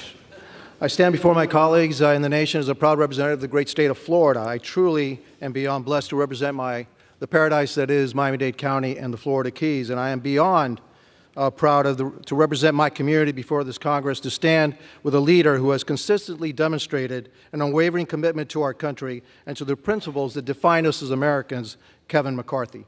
Today is historic for a lot of reasons. For one thing, this is the first time in over 100 years as this has been attempted.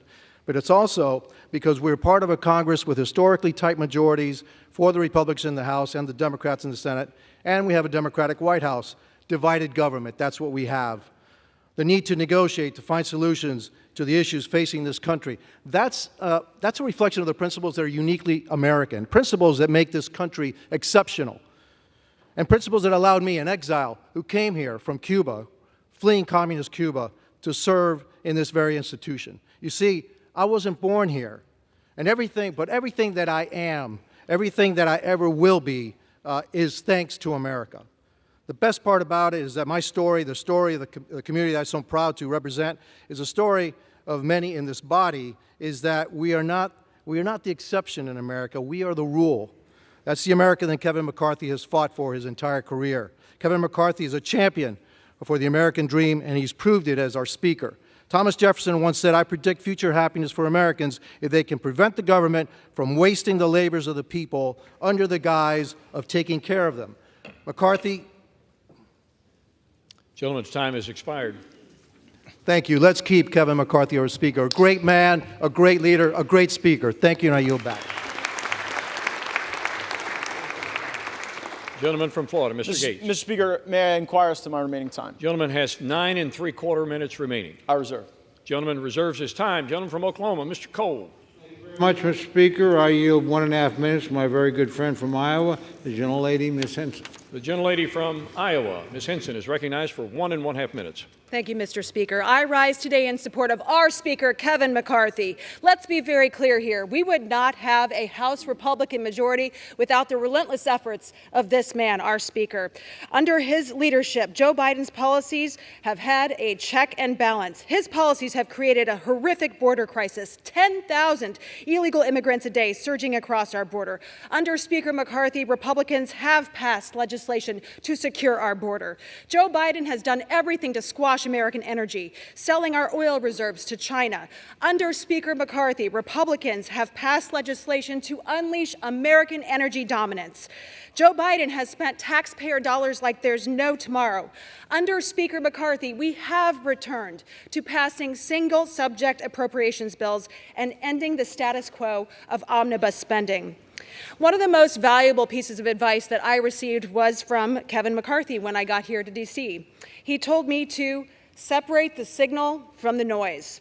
The noise is those who are causing chaos for their own personal benefit while ignoring the needs of their constituents and this country, grinding our work here to a halt.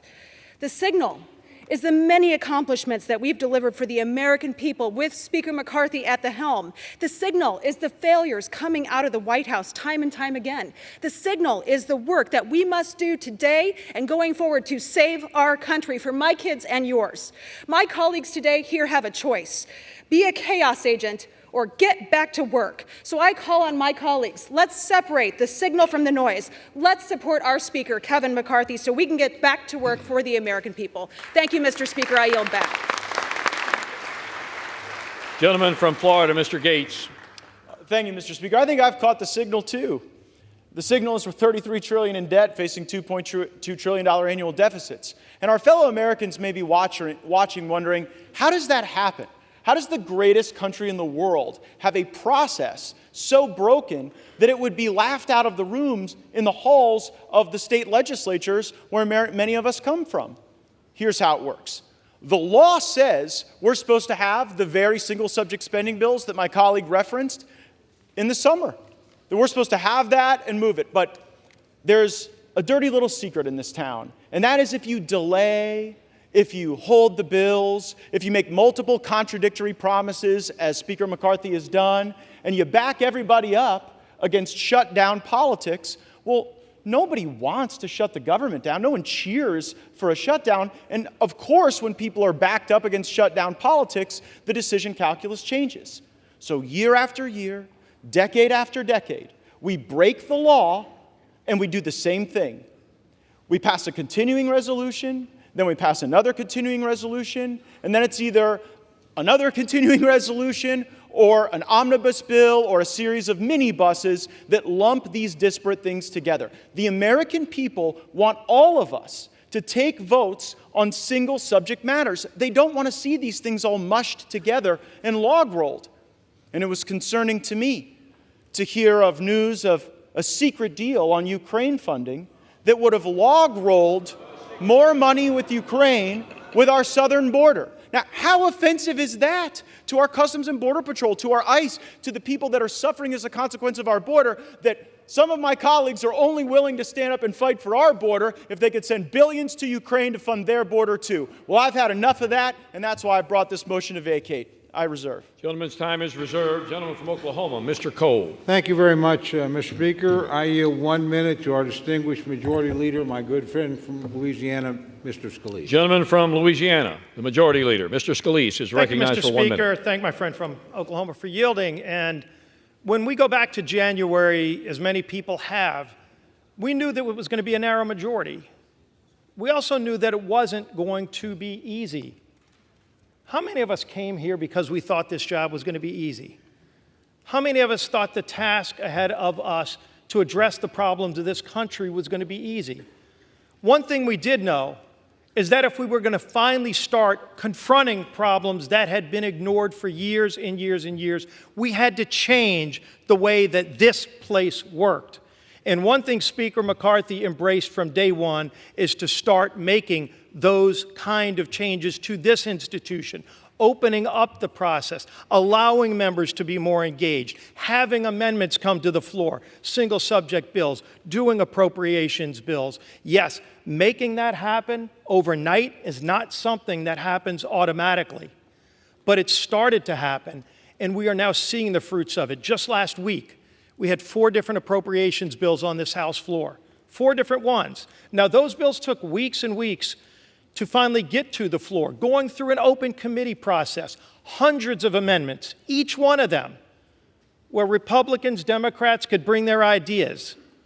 And we debated those bills on the floor, some until after midnight, where members could actually participate in the process. This has been a broken process for a long time. But it's a process where if we're going to confront the problems that families are facing, because right now we need to resolve our differences inside this House chamber before we can then go and fight for those families who are struggling. But every single day across America, families are struggling with real problems that we're going to have to get back to solving. And those problems are real for them. It's inflation, it's the economy, it's high energy costs. It's an open southern border that doesn't just affect the border states. It's affecting every state, Republican districts, Democrat districts. Everybody knows it. And it can be ignored by the White House, but this House is the only body that started to take action. When we, with H.R. 2, and then with the border bill last week, and with the action we took last week, over 70% of government funding passed out of the House. However everybody voted, Republican or Democrat, this House passed funding for over 70% of the federal government's operation, and it's sitting over in the Senate where they've passed 0. And we're going to beat up each other and talk about our internal processes, and we need to get our internal processes working better. But you know what? So does that other body over there, and so does the White House. Everybody in this town needs to be engaged in addressing these problems. But if we don't start here, and if we don't focus these next 45 days, because that's what we've got in front of us. We've got 2 bills this week. We've got 2 more appropriations bills next week. And if we're going to be confronting those, we've got to stay focused on our mission. What the other side does, let's continue to put pressure on them. But we also need to put pressure on ourselves to do our job. And Speaker McCarthy's been leading at the top of the level to make sure that we have the tools to do our jobs in a different way than the House has done it before. This House is going to have to continue to make those changes. But the American people sent us here to confront those problems. We're finally starting to. This isn't the time to slow that process down. We need to keep doing our work. We need to keep fighting for those families who are struggling. But so does the Senate, and so does the White House as well. Let's keep doing this work that we were sent here to do. I yield back.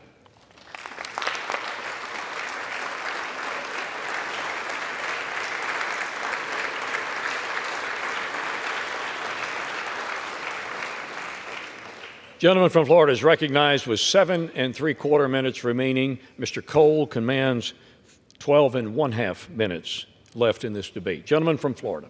I agree with everything that the majority leader said in those remarks, except one thing. It is astonishing to hear any colleague give Speaker McCarthy credit for moving on to the single subject appropriations bills. As you heard my colleague, Mr. Biggs, say, that was never the plan from Speaker McCarthy. The week before we moved on to those single subject appropriations bills, the plan was another CR. He pitched a CR. They tried to get us to vote for a CR, and only when a brave few said, we are done governing by continuing resolution. We are here to eulogize the era of continuing resolution. We will not do it. We will not pass it. These bills can go. The spending may rise and fall as the years pass, but the notion that we're going to lump in the Department of Education and the Department of Labor with our military and our troops and our Border Patrol is fundamentally unserious, and I would suggest chaotic. We cannot do that. It was only because we forced that to happen. And by the way, if we continue with Speaker McCarthy, the appropriations process will go right back to what he wanted it to go back to. Just a sideshow, just a puppet show, just something to keep the hamsters on the hamster wheel as they continue to back people up against a calendar, centralize power with the lobbyists and special interests that move all kind of money through the leadership, And then that's how they get their way, and that's why the American people have been getting screwed decade after decade, and I'm not going to tolerate it anymore without a fight. I reserve. Gentleman's time is reserved. Gentleman from Oklahoma, Mr. Cole. Thank you very much, Mr. Speaker. I yield 2 minutes to my very good friend, fellow member of the Appropriations Committee, Mr. Garcia of California. Gentleman from California, Mr. Garcia, is recognized for 2 minutes. Mr. Speaker, I want to recalibrate our minds on what is actually happening here today. This proceeding looks important, it feels consequential, but let's look at what else is happening across America. Today, about 300 Americans will die from fentanyl poisoning. Today, about 11,000 people will illegally penetrate our borders. Today's debt is approaching $34 trillion. Today's mortgage rates just hit a 25-year high, now approaching 8%. Our energy prices are again at back-breaking highs with gas approaching $8 a gallon in my district. Today, China and the CCP grow stronger with an intent to go to war by 2027, and our military is experiencing record low retention and record low recruitment. This is the reality of today for 335 million Americans under President Joe Biden. It's a dark and scary reality. This Republican majority here today in the House is the only firewall against the damaging far-left policies of the Biden administration. The single-subject appropriation bills that we were supposed to be voting on this week will literally fight to reverse the darkness of these realities and fight inflation, cut spending, secure our border while enhancing our nation's security and investing in our soldiers at a meaningful level. But today, this body filled with people in fancy suits, led by a few Republicans who are running with scissors and supported by Democrats, who have personal issues with the Speaker, have uncertain intentions and even more uncertain goals, and they've decided to make today about drama, not about solving problems and helping our constituents, but about drama. We need to be the no-drama option for America, this party, this majority, and I fear that this self-inflicted drama of today jeopardizes our majority and by definition removes the last layer of defense protecting America from this Biden administration. Let's dispense with the drama, do our jobs, and move on with defending this beautiful country. I yield back.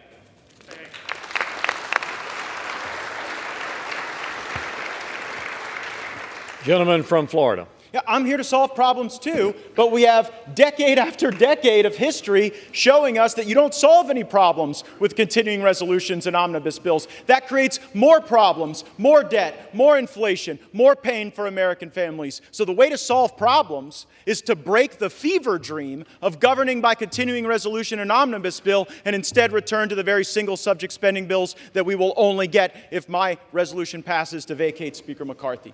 I reserve. Gentleman reserves his time. Gentleman from Oklahoma, Mr. Cole. Thank you very much, Mr. Speaker. I yield 2 minutes to my very good friend from North Carolina, Mr. McHenry. Gentleman from North Carolina, Mr. McHenry, is recognized for 2 minutes. Thank you, Mr. Speaker. Every step of the way, Speaker McCarthy has been doubted. After the first Speaker vote, he was mocked, right? And after 15, they called him Speaker. And even then, it was the media and the left that mocked him. With the narrowest Republican majority in a generation, what did we achieve? We brought the president to the table when he stubbornly said for 100 days they would not negotiate on the debt ceiling. I took him at his word. The Speaker said, no, we'll get him to the table. And sure enough, we did. The result? The most conservative spending package we've seen in generations, the largest spending cuts year over year that any Congress has passed. Conservative outcomes. So I understand your position on the left. I understand that. But my friends on the right, why? And then this past weekend, so I understand the frustration on the left at what happened on the continuing resolution. But why would we have conservatives object to that? Why will we have House members object to that? We rolled the Senate. We never roll the Senate as a House. Moreover, we never roll the Senate to get less spending, and we got it this weekend. So I understand why the left is mad. What I don't understand is why some Republicans think that that's a bad thing. The frustration for me today, I understand where the liberals are. I know you can support the constitutional order, except in a moment like this when you are questioned on that. I understand that. You can't be counted on in a moment like this with the state of the speakership. But for Republicans, why will we give up a conservative working majority for better outcomes and hand the keys over to the Democrats? Why would we do that? And furthermore, with this record of success that we've seen Kevin McCarthy and a Republican majority produce in a Washington run by Democrats, we're going to throw that away, resulting in more liberal outcomes, not more conservative ones. So I understand why the left is where you are today. You don't like an effective conservative majority, and I don't blame you. But on the right, gentleman's time has expired. Gentleman from Florida. It is lovely to hear from the principal architect of Mr. McCarthy's debt limit deal, but here's the reality. The only Republicans in America who believe that the debt limit deal was conservative are in this chamber right now. Because all over America, Republicans think that when you negotiated that debt limit deal, they took your lunch money. I reserve.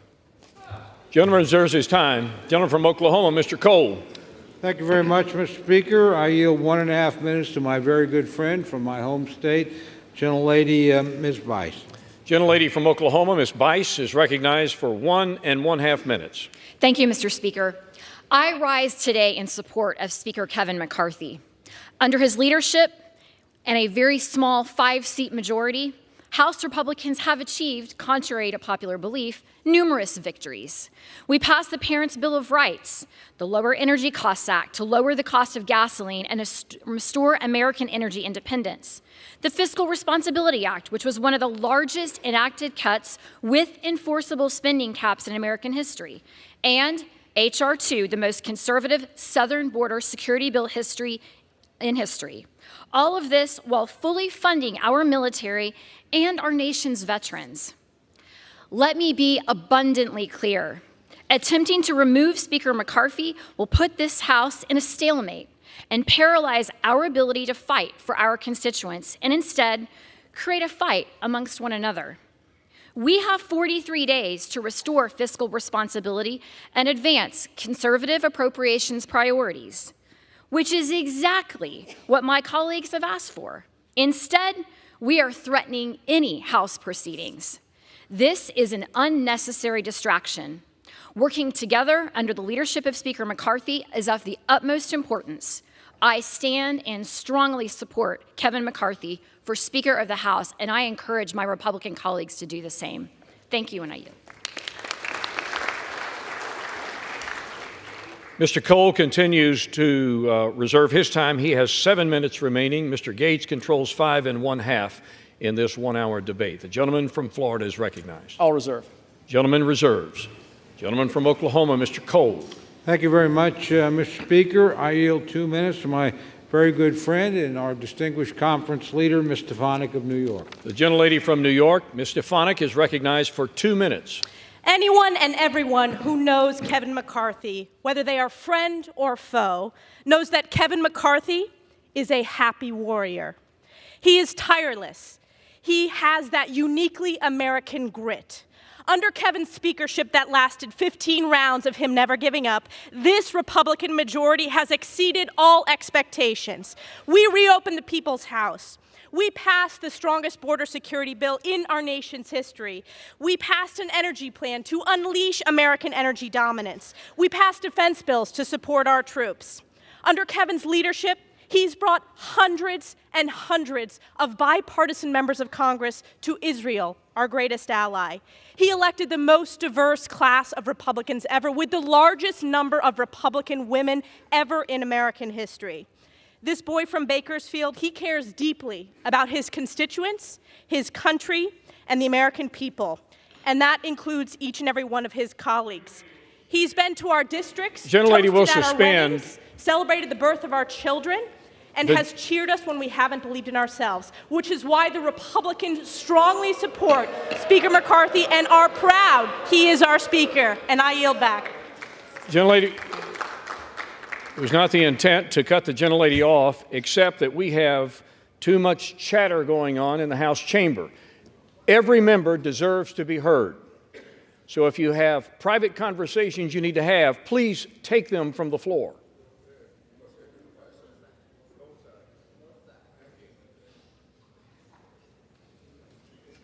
Gentlelady may continue. As I have said, this speaker has been to our districts. He has toasted at our weddings. He has celebrated the birth of our children, mourned the loss of our loved ones. Now more than ever, the Republicans must unify. The stakes are too high. We need to save our country, which is why this conference is proud to strongly support Kevin McCarthy as Speaker of the House. I yield back. Gentleman from Florida. I would just say, if this House of Representatives has exceeded all expectations, then we definitely need higher expectations. And while it's heartwarming and kind that the Speaker calls people on their birthday and visits their district and congratulates them on their children, please know this isn't a critique of the individual, it's a critique of the job. The job hasn't been done. We've had multiple contradictory promises, and it's just quite something. For those of you keeping track at home, the last 3 speakers you've heard opposing my resolution all voted for the debt deal. So, if you believe that the debt limit deal that Speaker McCarthy brought into law was a good thing, maybe you agree with their perspective. I think the debt limit deal was a terrible deal, and that's one of the reasons. It really was the original sin of the McCarthy speakership, and it's one of the reasons I seek to vacate the chair now. I reserve. Gentleman, time is reserved. Gentleman from Oklahoma, Mr. Cole. Thank you very much, Mr. Speaker. I yield 2 minutes to my very good friend from the great state of Louisiana, Mr. Graves. Gentleman from Louisiana, Mr. Graves, is recognized for 2 minutes. Thank you, Mr. Speaker. I want to thank the gentleman from Oklahoma for yielding. Mr. Speaker, we've been here for 8 months with one of the tightest majorities in modern history.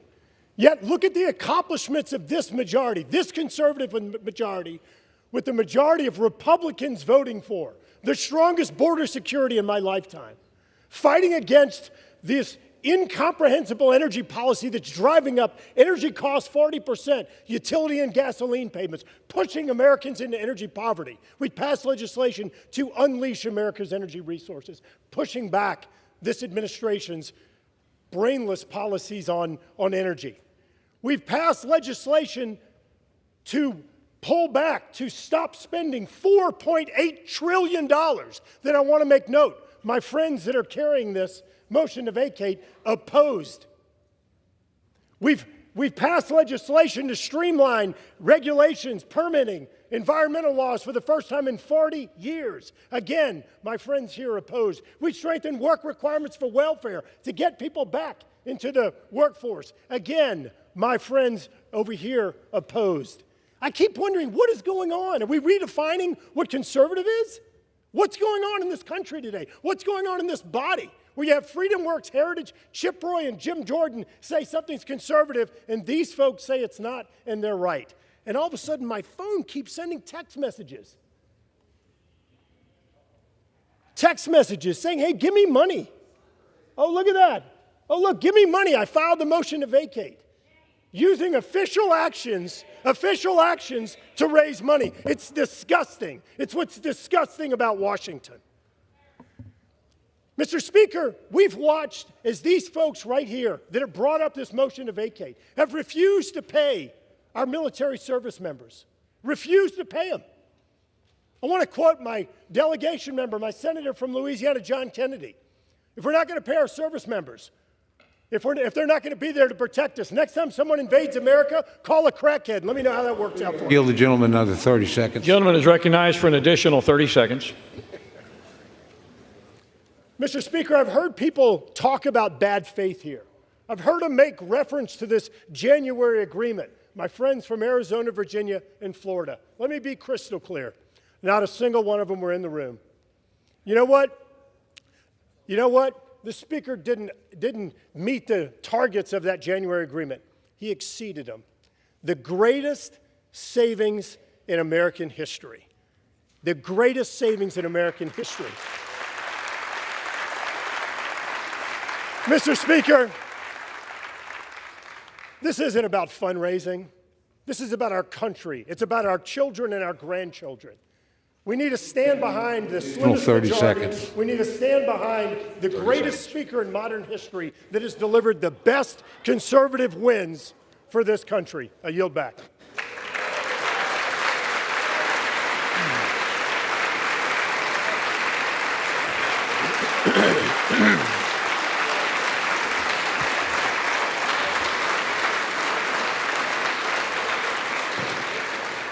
The gentleman from Florida. My colleague says we've passed the strongest border bills in history. Well, guess what? Look at the border right now. We didn't use sufficient leverage in the debt limit or in any other thing to actually get results on the border. The border is a disaster, really something I don't think you're going to be campaigning on, that you fixed the border. Second, you said you streamlined regulations. What the gentleman from Louisiana doesn't tell you is that all of the regulatory reform he was just bragging about is waivable by the stroke of a pen of someone in the Biden White House. Do you really think you've got anything for that? It's a total joke. And then finally, the welfare to work that the gentleman from Louisiana said we got. The welfare programs that they said that they streamlined with their welfare to work stuff, they're actually going to grow. Because while they did work requirements, they blew out those programs with expanded eligibility. I'm real glad you guys didn't put work requirements on Medicaid. It probably would have resulted in Medicaid expansion. And when it comes to how those raise money, I take no lecture on asking patriotic Americans to weigh in and contribute to this fight from those who would grovel and bend knee for the lobbyists and special interests who own our leadership, who have, oh, boo all you want, who have hollowed out this town and have borrowed against the future of our future generations. I'll be happy to fund my political operation through the work of hardworking Americans, $10 and $20 and $30 at a time, and you all keep showing up at the lobbyist fundraisers and see how that goes for you. I reserve. Once again, the chair would admonish those speaking from the floor to direct their comments to the chair. Gentleman from Oklahoma. Mr. Speaker, I would inquire as to how much time remains for each side. From Oklahoma controls 3 minutes. The gentleman from Florida has 3 minutes as well. I advise the gentleman from Florida I'm prepared to close if he is. Mr. Speaker, I yield the balance of my time to my great friend from North Dakota, Mr. Armstrong. Gentleman from North Dakota, Mr. Armstrong, is recognized with the remaining 3 minutes. Thank you, Mr. Speaker. Let's be clear why we're here. Because the incentive structure in this town is completely broken. We no longer value loyalty, integrity, competence, or collaboration. Instead, we have descended to a place where clicks, TV hits, and the never-ending quest for the most mediocre taste of celebrity drives decisions and encourages juvenile behavior that is so far beneath this esteemed body.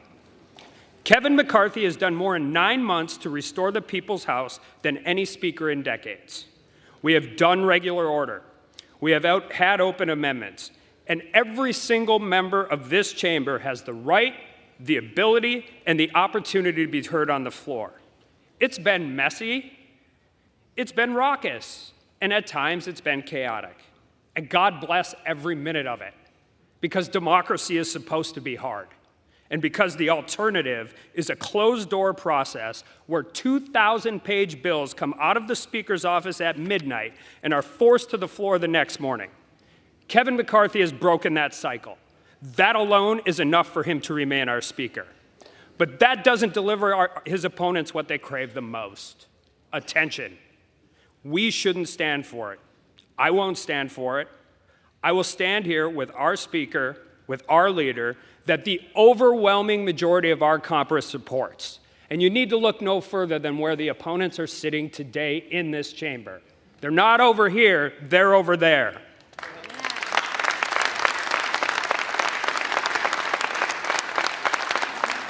So we're going to face these challenges together, and I say bring whatever comes next, because we believe in the job you have done, Mr. Speaker. We believe in your vision. And most importantly, we are proud to call Kevin McCarthy our friend and our Speaker of the House. And with that, I yield back.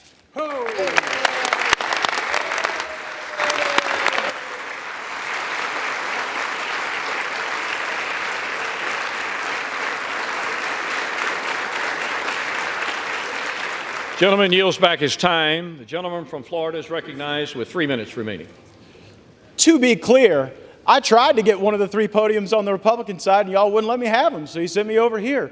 But you know what? I'll make this argument at any desk in this building, from the well, from the chair. I'll make it on every street corner in this country that Washington must change. We have to break the cycle. We have to break the fever. And I would hope Truly, that the reforms that we are fighting for are reforms that would last and be embraced and that would democratize power in this institution beyond the privileged few who back us up against shutdown politics and Christmases and deadlines in order to achieve their objectives. Mr. Speaker, high inflation is on the verge of bankrupting American families. Our economy is breaking in half. A typical American family can't afford to buy a house in 99% of U.S. counties. Inflation is stealing more than $700 a month from working Americans, nearly $9,000 a year. Kevin McCarthy is the Speaker of the House of Representatives, and he has failed to take a stand where it matters. So if he won't, I will. I make no apologies for defending the right of every hardworking American to afford a decent life for themselves and their families, and we have a greater opportunity to do that and to build coalitions under new leadership. We have to rip off the Band-Aid. We have to get back on a better course. And Mr. Speaker, I don't know how this vote's going to go. Usually when a vote comes to this floor, it's pretty predetermined. And this one, I'm not so sure. But I am sure that we've made the right argument, that this place deserves single-subject spending bills, that we should have 72 hours to read a bill, that something that spends more than $100 million shouldn't be put on the suspension agenda such that we can't amend it, and there shouldn't be secret side deals made on a continuing resolution to lump Ukraine in with border security. That is not right for Ukraine or border security because it fails to give either of those issues the dignity that they would require. But we can return that dignity to this House. We can get back on a better path. We can have single subject appropriations bills. We can set a budget top line. We haven't had a budget in this place since I was in high school. So let's get a budget. Let's get our act together. Let's get on with it. Let's vacate the chair. And let's get a better speaker. I yield back. Gentleman yields back his time. All time for debate has expired. Without objection, the previous question is ordered on the resolution. The question is on adoption of the resolution. Those in favor say aye. Aye. Those opposed, no. No. The noes have it. The resolution is, gentleman from Florida. I'd request the yeas and nays. The yeas and nays are requested. Those favoring a vote by the yeas and nays will rise. A sufficient number having risen, the yeas and nays are ordered. Pursuant to Clause 3 of Rule 20, the chair directs the clerk to conduct the vote by a call of the roll. The clerk will call the roll alphabetically by surname.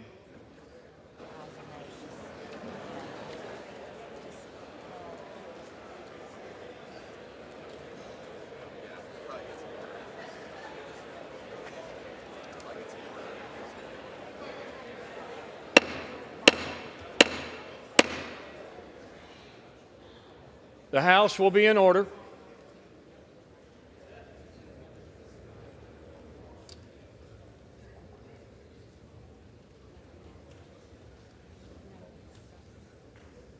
The clerk may call the roll.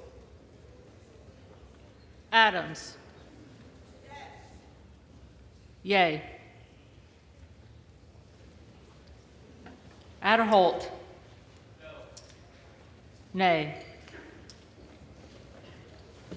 Aguilar. Yay. Alford. No. Nay. Allen. No. Nay. Allred. Yay. Amadei. No. Nay. Armstrong. No. No. Arrington. Nay.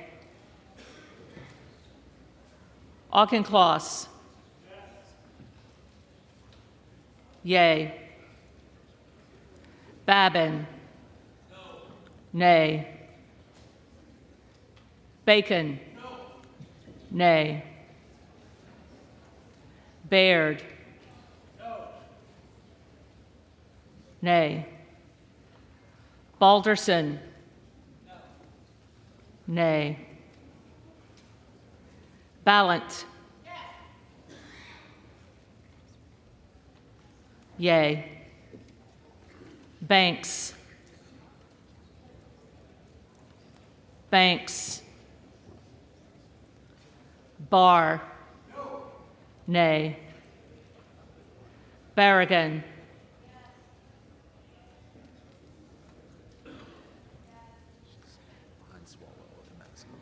Berrigan. Yay.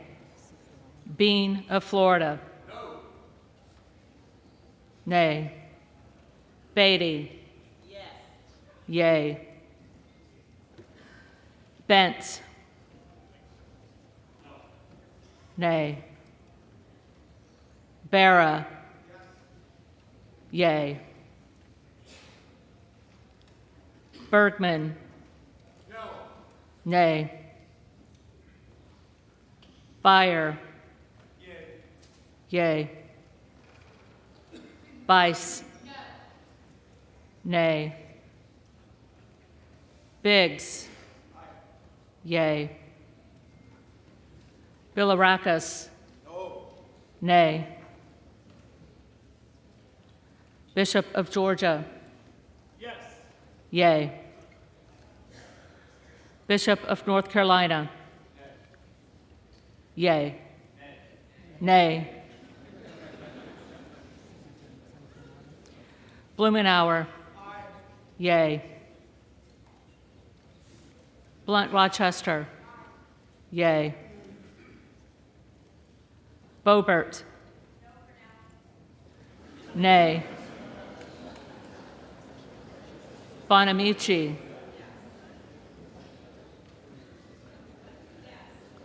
Yay. Bost. Nay. Bowman. Yay. Boyle of Pennsylvania. Yay. Burkine. Nay. Brown. Yay. Brownlee. Yay. Buchanan. Nay. Buck. Yay. Bouchon. No. Bazinski. Yay. Burchett. Yay. Burgess. Nay. Burleson. Nay. Bush. Bush. Calvert. Nay. Kamek. Kamek. Caraveo. Yay. Carbajal. Yay. Cardenas. Yay. Carey. Nay. Carl. Nay. Carson. Yay. Carter of Georgia. Nay. Carter of Louisiana. Yay. Carter of Texas. Carter of Texas. Cartwright. Yay. Kassar. Yay.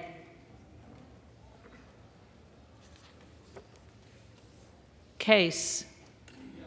Yay. Caston. Yay. Castor of Florida. Yay. Castro of Texas. Yay. Chavez de Reamer. Nay. Sharfelis McCormick. Yay. Chu. Yay. Siscomani. Nay. Clark of Massachusetts. Yay. Clark of New York. Yay. Cleaver. Yay. Klein. Nay. Cloud. Nay. Clyburn. Yay. Clyde. Nay. Cohen. Yay. Cole. Nay. Collins. Nay. Comer. Nay. Connolly. Yay. Correa. Yay. Costa. Yay. Courtney. Yay. Craig. Yay. Crane. Yay. Crawford. Nay. Crenshaw. Nay. Crockett. Yay. Crow. Yay. Cuellar. Yay. Curtis. Nay. Davis of Kansas. Yay. Davidson. Nay. Davis of Illinois. Yay. Davis of North Carolina. Yay. Dean of Pennsylvania. Yay. DeGette. Yay. Dela Cruz. Nay. DeLauro. Yay. Del Bene. Yay. DeLuzio. Yay. DeSaulnier. Yay. Desjardins. Nay. D'Esposito. Nay. Diaz-Balart. Nay. Dingle. Yay. Doggett.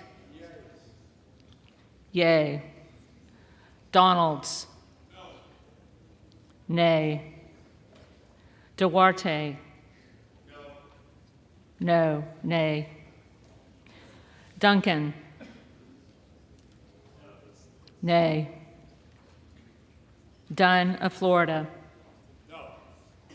Nay. Edwards. Nay. Elsie. Nay. Emmer. Nay. Escobar. Yay. Eshue. Yay. Espaillat. Yay.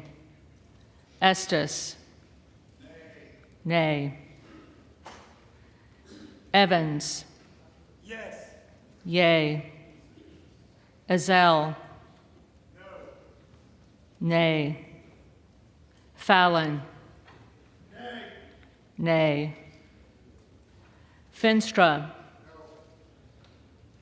Nay. Ferguson. No. Finstad. Nay. Fischbach. Nay. Fitzgerald. Nay. Fitzpatrick. Nay. Fleischman. Nay. Fletcher. Yea. Flood. Nay. Foster. Yea. Fushi. Yea. Fox. Nay. Lois Frankel. Yea. C. Scott Franklin. Nay. Frost. Yea. Fry. Nay. Fulcher. Nay. Gates. Yea. Gallagher. Nay. Gallego. Yea. Garamendi. Yea. Garbarino. Nay. Mike Garcia. Nay. Robert Garcia. Yea. Garcia of Illinois. Yea. Garcia of Texas. Yea. Jimenez. Nay. Golden of Maine. Yea. Goldman of New York. Yea. Gomez. Yea. Tony Gonzalez. Tony Gonzalez. Vicente Gonzalez. Yea. Good of Virginia. Yea. Gooden of Texas. Gooden of Texas. Gosar.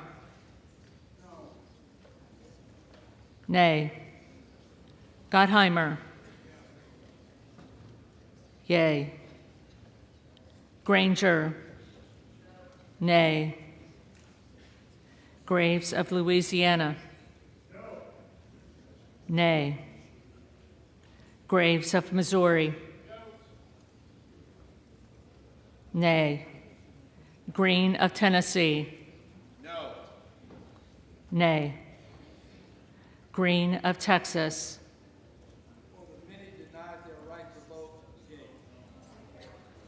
Yea. Green of Georgia. Nay. Griffith. Nay. Grijalva. Yea. Grothman. Nay. Guest. Nay. Guthrie.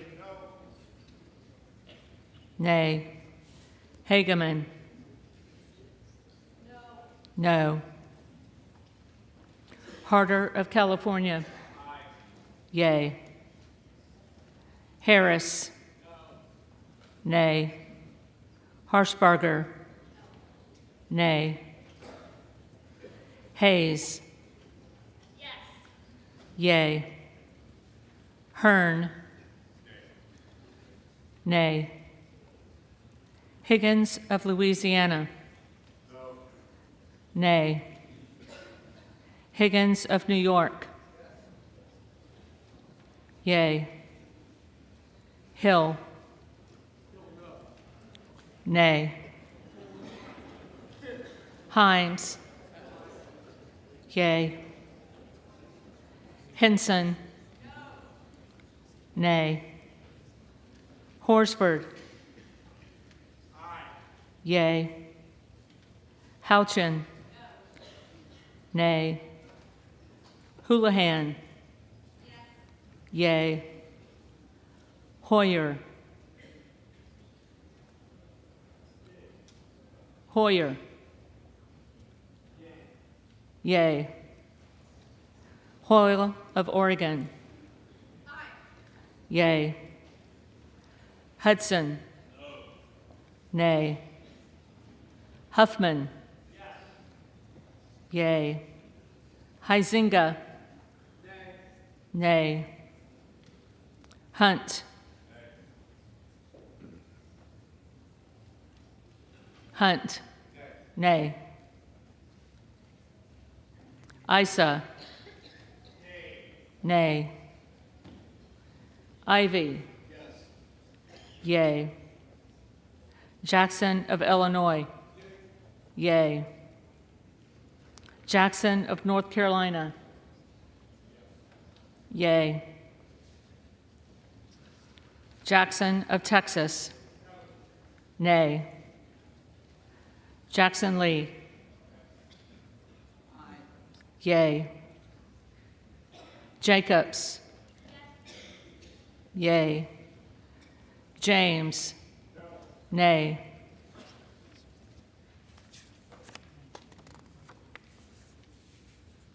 Jayapal. Yay. Jeffries. Yay. Johnson of Georgia. Yay. Johnson of Louisiana. Nay. Johnson of Ohio. Nay. Johnson of South Dakota. Nay. Jordan. Nay. Joyce of Ohio. Nay. Joyce of Pennsylvania. Nay. Camlogger Dove. Yay. Captor. Yay. Kane of New Jersey. Nay. Keating. Yay. Kelly of Illinois. Yay. Kelly of Mississippi. Nay. Kelly of Pennsylvania. Absolutely not. Nay. Kana. Yay. Kiggins of Virginia. Nay. Kildee. Yay. Kiley. Nay. Kilmer. Yay. Kim of California. Nay. Kim of New Jersey. Yay. Krishnamurthy. Yay. Custer. Yay. Kustoff. Nay. LaHood. Nay. LaLota. Nay. LaMalfa. Nay. Lamborn.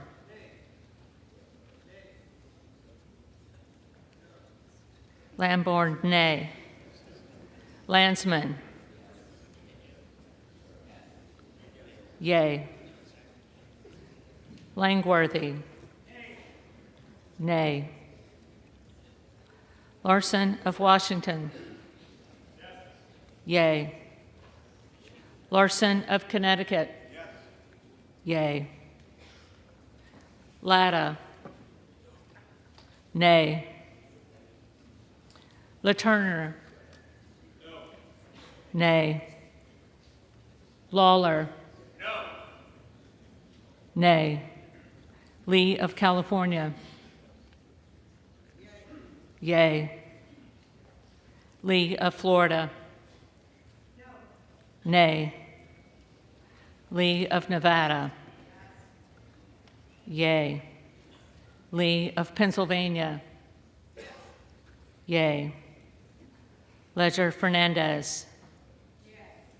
Yea. Lesko? Nay. Letlow? Nay. Levin? Yea. Liu? Yea. Lofgren? Yea. Loudermilk? Nay. Lucas? Nay. Lutkemeyer? Nay. Luna?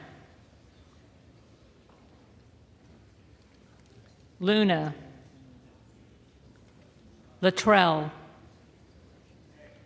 Nay. Lynch? Yea. Mace? Yea. Magaziner? Yea. Maliotakis?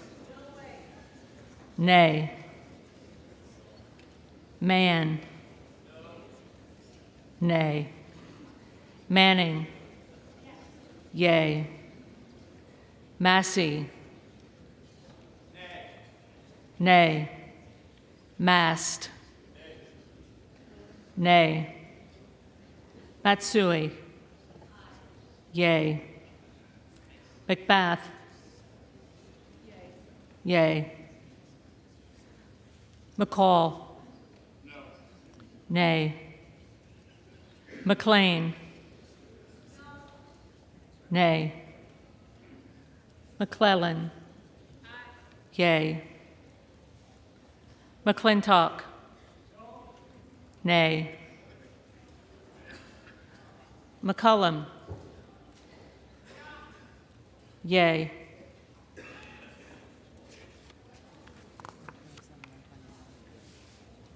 McCormick? Nay. McGarvey? Yea. McGovern? Yea. McHenry? No. Nay. Meeks? Yea. Menendez? Yea.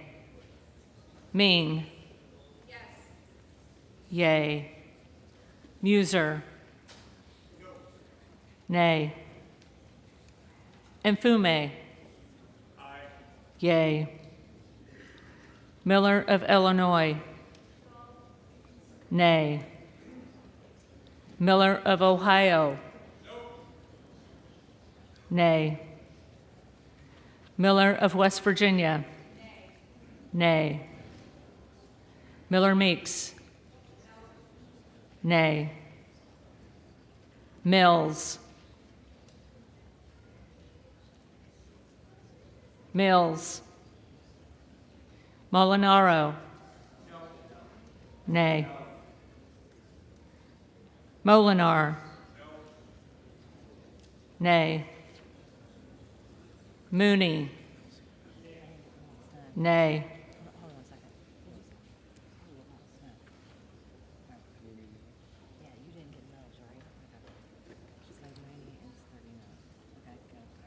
Moore of Alabama? Nay. Moore of Utah? Nay. Moore of Wisconsin?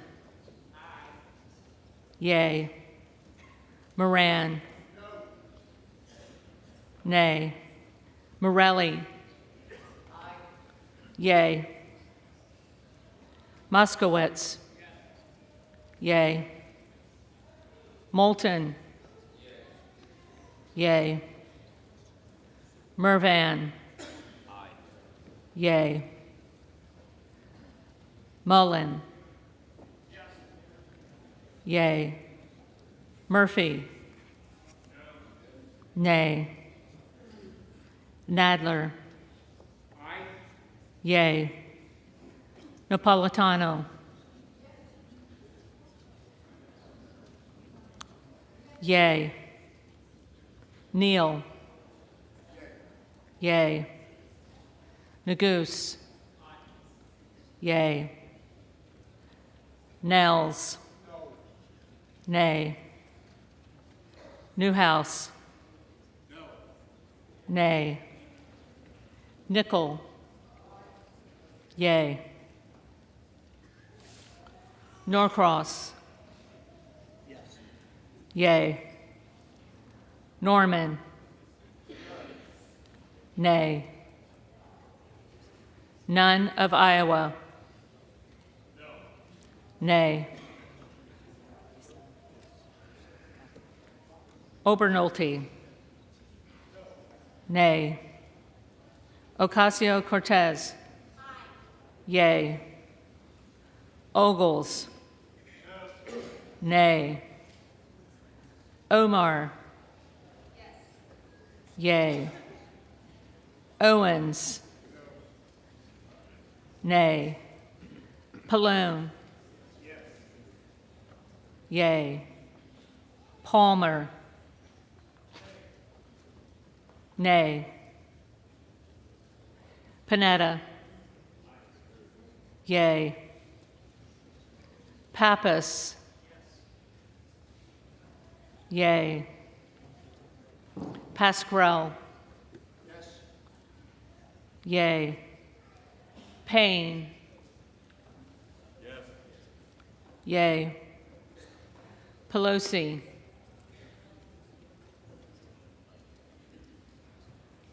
Pelosi. Peltola.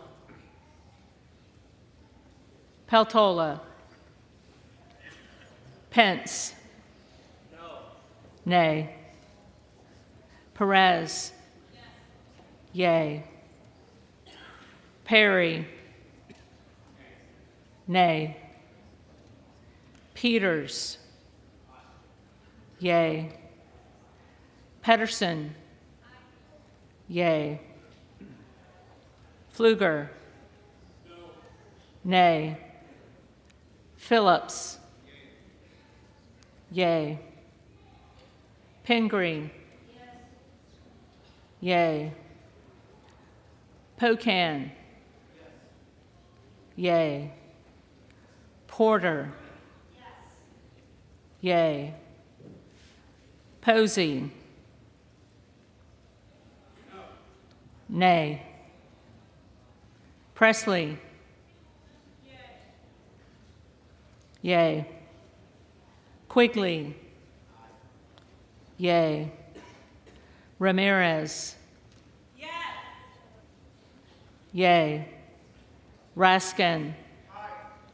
Yay. Reschenthaler. Nay. Rogers of Washington. Nay. Rogers of Alabama. Nay. Rogers of Kentucky. Nay. Rose. Nay. Rosendale. Yay. Ross. Yay. Rouser. Nay. Roy. Nay. Ruiz. Yay. Rupersberger. Yay. Rutherford. Nay. Ryan. Yay.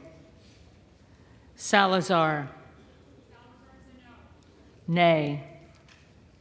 Salinas. Yay. Sanchez. Yay. Santos. Nay. Sarbanes. Yay. Scalise. Nay. Scanlon. Yay. Schakowsky. Yay. Schiff. Yay. Schneider. Yay. Skolton. Yay. Schreier.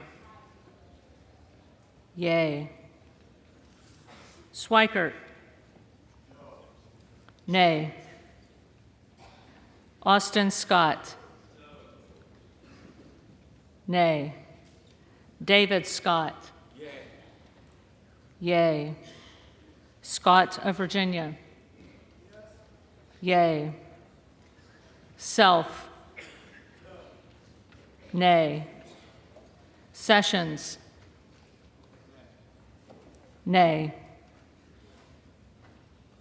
Sewell. Yay. Sherman.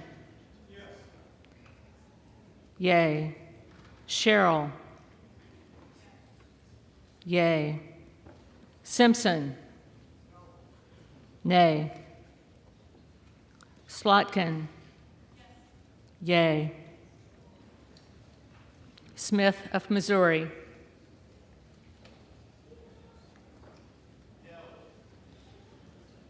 Nay. Smith of Nebraska. Nay. Smith of New Jersey.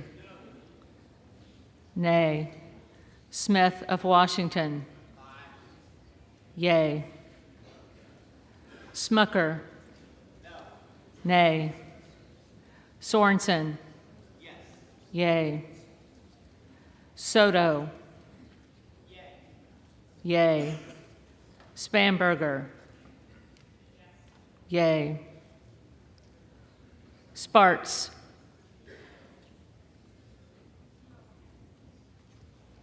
Nay. Stansberry. Yay.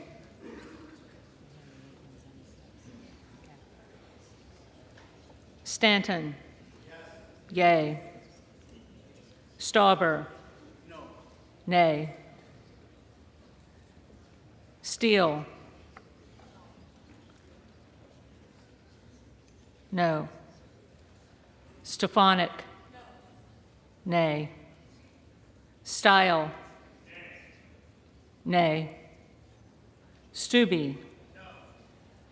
Nay. Stevens. Yay. Strickland. Yay. Strong. Nay. Swalwell. Yay. Sykes. Sykes. Takano. Yay. Tenney. Nay. Tanadar. Yay. Thompson of California. Yay. Thompson of Mississippi. Yay. Thompson of Pennsylvania. Nay. Tiffany.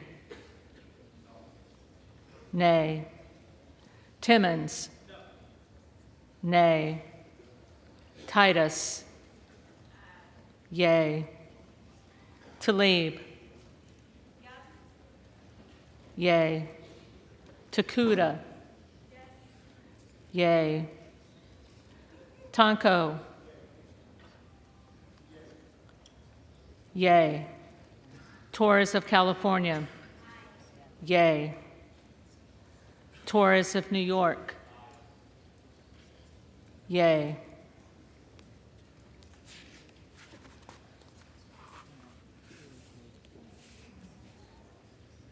Trahan. Yay. Trone. Yay. Turner. Nay. Underwood. Yay. Valadeo. Nay. Van Drew. Nobody pull a fire alarm. No. No. Van Dyne. Nay. Van Orden. No. Nay. Vargas. Yea. Vasquez. Yea. Vesey. Yea. Velasquez. Yes. Wagner. Nay. Wahlberg. Nay. Waltz. Nay. Wasserman Schultz. Yay. Waters. Yay. Watson Coleman.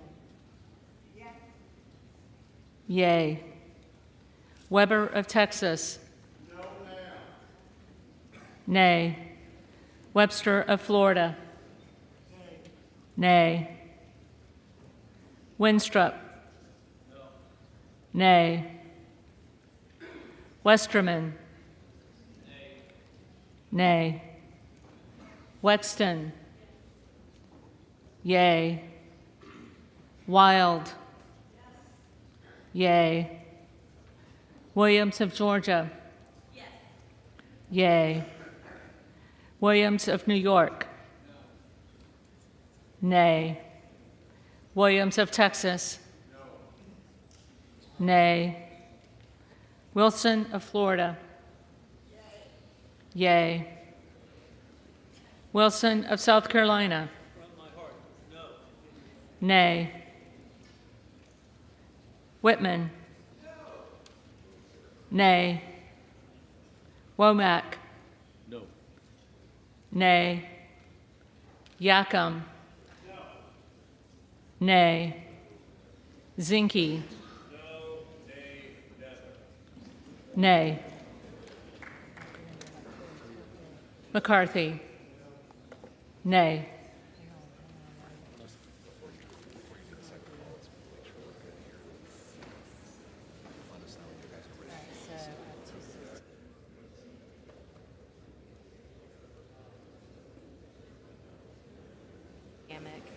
Carter of Texas. I have Tony Gonzalez. I have Gooden of Texas. I have Luna. I have McCarthy. I have Mills. I have Pelosi. I have Vitale. And then I have Sykes. Okay, so You ready to move? now I've got to go through these. Are you good?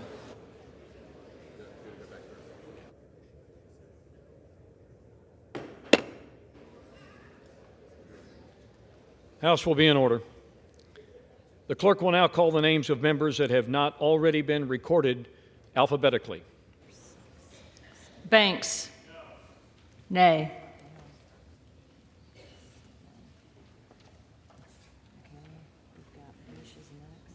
Bush. Bush.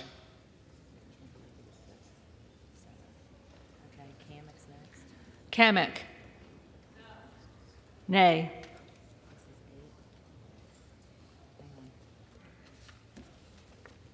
Okay, I've got Carter of Texas next.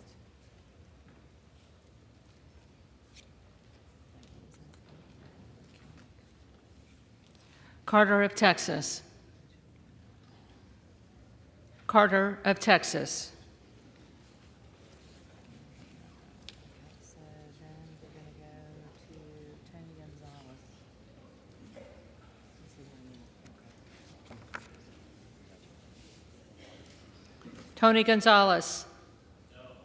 Nay.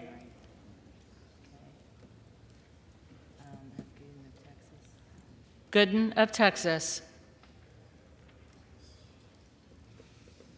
Gooden of Texas.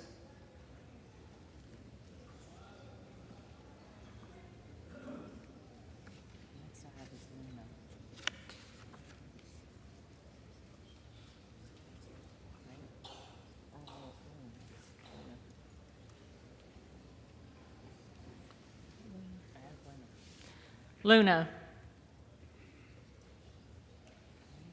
Luna.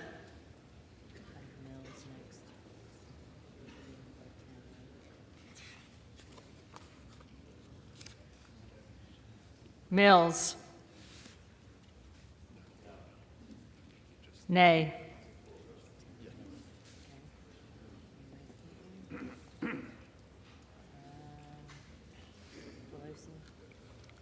Pelosi. Pelosi.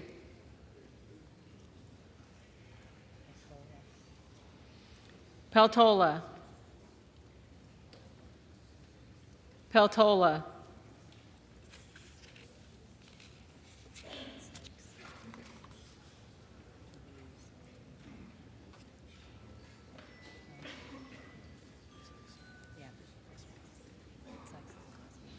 Sykes.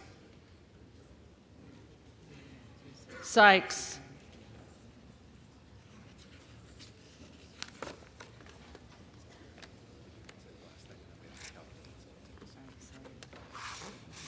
Are there other members in this body who have not been recorded or who wish to change their vote?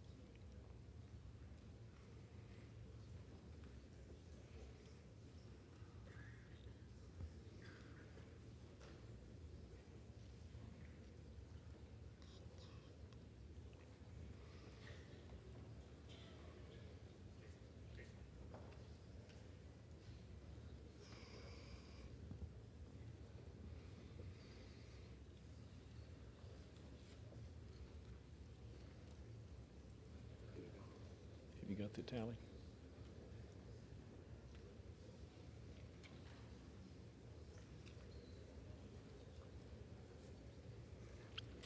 On this vote, the yeas are 216, the nays are 210. The resolution is adopted. Without objection, the motion to reconsider is laid on the table. The office of Speaker of the House of the United States House of Representatives is hereby declared vacant.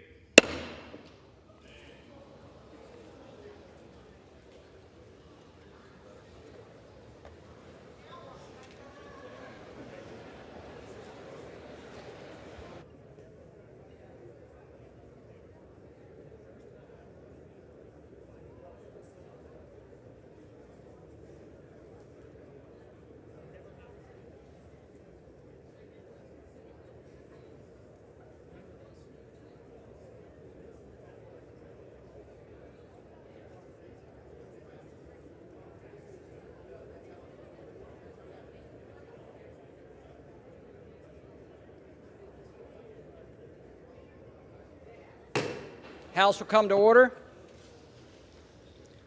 The chair lays before the House a communication. The Honorable the Speaker, House of Representatives, sir. This is to notify you that the first name on the letter received by the clerk pursuant to Clause 8B, 3B of Rule 1 is the Honorable Patrick T. McHenry of North Carolina. Signed sincerely, Kevin F. McCumber, Acting Clerk. Pursuant to Clause 8B3 of Rule 1, I will now act as Speaker pro tem. The Chair will inform the members of the House the following. The office of the Speaker was rendered vacant pursuant to the adoption of House Resolution 757. Upon a vacancy in the office of Speaker, Clause 8B3 of Rule 1 provides that the next member on a list submitted by the Speaker, pursuant to the rule, acts as Speaker pro tem until the election of a new Speaker, and bestows the authorities of the office of Speaker upon the Speaker pro tem to the extent necessary and appropriate to that end. In the opinion of the Chair, prior to proceeding to the election of a Speaker, it would be prudent to first recess for the relative caucus and conferences to meet and discuss the path forward. Accordingly, pursuant to Clause 12A of Rule 1, the Chair declares the House in recess subject to the call of the Chair.